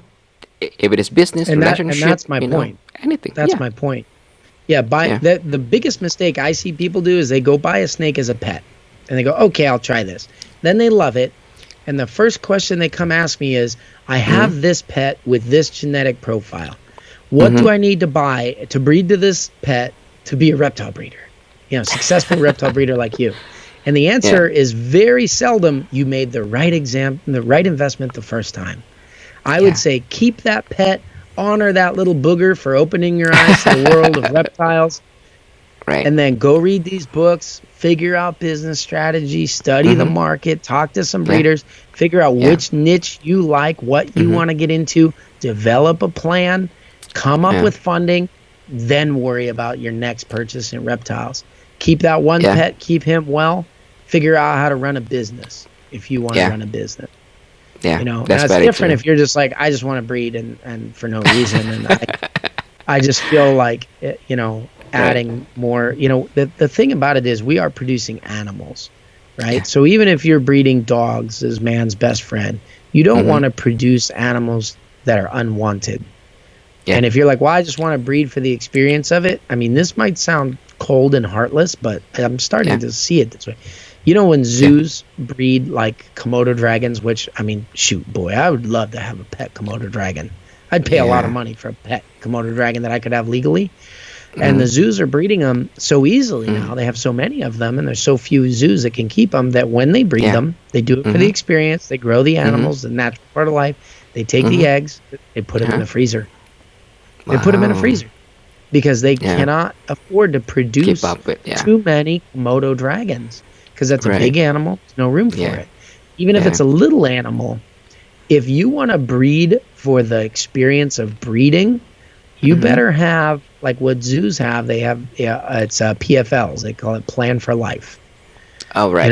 And if you're going to breed for the first, let's say it's ball pythons, you're going to get Mm-hmm. 6, maybe 8 eggs, 10 eggs. Is a big one Yeah. for Yeah. at the end of her life. Be willing to keep 10 animals or have 10 friends lined up that if you just want to breed for the experience, don't worry about what they're worth and selling them. Give them to your kids' friends. Get them into reptiles. You know what I mean? Do something like that. Right. Give those animals away. And then don't breed anymore. Now you have the experience. Because what we don't want to do ultimately is add to a number of like unwanted animals out there. So like for me, I have waiting lists on the babies that I'm going to produce. Like I told you, I'm incubating a second clutch of Karompas. I have people that are dying to buy those things, even at crazy prices, you know, because they haven't existed before. So they're a very, very wanted animal. That's the kind of animal I want to breed. I don't want to breed something just because I can make the visual albino, but now it's 25% Calicoa, and I either have to lie to people saying that I can predictably tell you how big that's going to be and that it's going to somehow be small, and or I have to, you know, price it super low or push it on to somebody that probably shouldn't be buying it in the first place. That's not fun for me. And it doesn't matter if it's a reticulated python. It's just worse with reticulated pythons because they do get big, which means it's harder to take care of them. But ball pythons, I mean, have you ever seen an abused ball python that wasn't properly cared for? Not many, but there are some cases that, you know, people just do not know what they're doing. They definitely exist. I think you can go to any reptile rescue and say, "Hey, have you ever taken in a ball python?" Got this scrawny thing covered in mites. They kept it on a bath towel in a 40-gallon tank or whatever. And you know, I mean, even those are susceptible to poor ownership. So if you're producing animals that are cheap or excess, or you're gonna have a hard time selling it, from a moral standpoint, you know, I mean, those of us who really love our animals, I mean, these are our babies. You know what I mean? I don't like seeing my babies be resold because somebody doesn't want it. They're like, I bought it, now I'm just not into it anymore. You know what I mean? I don't like that. You know, and I can tell you, if you have never bred a snake before and then you breed them, that moment of those eggs, you know, the little noses peeking out at the eggs and looking at you and everything. It never gets old. It's a proud and wonderful and amazing moment. But you don't want it to end there. You don't want to just collect the money and be like, see ya. You know what I mean? That for as great as that moment is, it's a much worse moment to see an animal of yours being offered for resale on Craigslist in your hometown for, you know, like people like, here, take the tank and everything. I just can't do it anymore. And the animal has literally suffered for years. And you've seen it on there. And the stench of the second experience will outweigh the first. So carefully consider what you want to do with these animals. And if you're going to do it as an investment, like I said, honor that first pet animal that you had, then go learn how to have a business. You know what I mean? Listen to these things. Go read some actual business books, you know, or listen to them as audio if you need to. You know what I mean? And make that stuff happen. Then you can figure out how to make a cool, awesome, desirable product, you know. But because our product is a live animal, I think we have a little bit more responsibility than someone who sells t-shirts. You know what I'm saying? Way more. So any last word? Because we already, I mean, I can talk with you for like days if you allow me to, but the problem is, you know, close to like nobody's 3 listening hours at this point. Nobody's listening at this point. But anything you want to say before we eat, you know, honestly, I just want to thank you for making yourselves available to the rest of us. You know, you have such a wealth of knowledge and understanding in this kind of stuff, and the very fact that you're reaching out to people and interviewing people, and the fact that you realize the passion that people have, and that's what drives the industry. I mean, you were talking about the 3 things that you would change about the industry. Honestly, if everybody just tried to be like the people they look up to in the industry, or even better yet, be better than that person. Take all of their life lessons and add your own to it and move on. That would solve everything. We wouldn't need those 3 things, my one thing. We wouldn't need any of it, because everybody would be trying to be the best possible versions of themselves. And I know that it is really hard to put yourself out there, because everyone loves to, they think that means you're inviting their opinions of your life, your decision, and their judgment of you as a person and your character or whatever. So I know that you take a lot of crap to stand up there and do what you do, but you have a unique situation outlook on the reptile industry. So just thank you for for being my friend over all these years and making yourself available to the industry. I think we're a lot better for it. And boy, you better be careful because we can't afford to lose too many more great people in this industry. You know, I know. Yeah.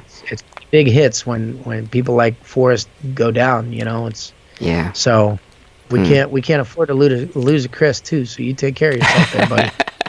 Yeah, thank you. So, thank you for your time, and then say hi to your family, and then hopefully we, well, I'll see you soon. Maybe in, when is your next show? Like, where are you going next? Daytona? Well, gosh, I mean, I'm just still recovering from the Tinley I Park. know. You just got back. Okay. I haven't been to Daytona. They don't do retics Yeah? in Florida, so I mean, Oh, I would love to right. go just to network, but Yeah. the people who are actually there Yeah. can't do retics. Yeah. I'm Arlington, trying to maybe? think of what my next. I do Arlington, and Oh, you do? Really? well, Hmm. I've not vended, but I've Oh, attended the okay. last So you're just had gonna go. one, Okay. so I'll go again. But the ones Okay. the next big one I vend will be Tinley Park again. The But one I'll in probably October? see you in LA before that. Yeah, Okay. I Yeah. mean they're talking about a June show. I don't know what I'll do there. It's kind of out of left field, so I got to wrap my head around it yet. But Right. October for sure. Okay. But if not, I always attend the LA shows. So Yeah. I'll see you soon what I then. need to Yeah. do is come out and we need to get together on a Thursday or a Monday before or after, Sure. and Sure. grab a drink or something like that. Because I'd Cool. like to talk some more. All right, I buddy. need those snow back. I'm just kidding. All Never, right, Garrett. Thank you you're so never much, gonna man. get them. You're never gonna get them, buddy. I'll Damn give it. you I tried. babies. Raise your own. Raise your own. 30 grand. Okay. I'll give you the original price if you want. Damn it. All right, Garrett. Have a good night, man. Thank you so much. You too, man. Thanks for having me on. All right, take care. Bye. Bye.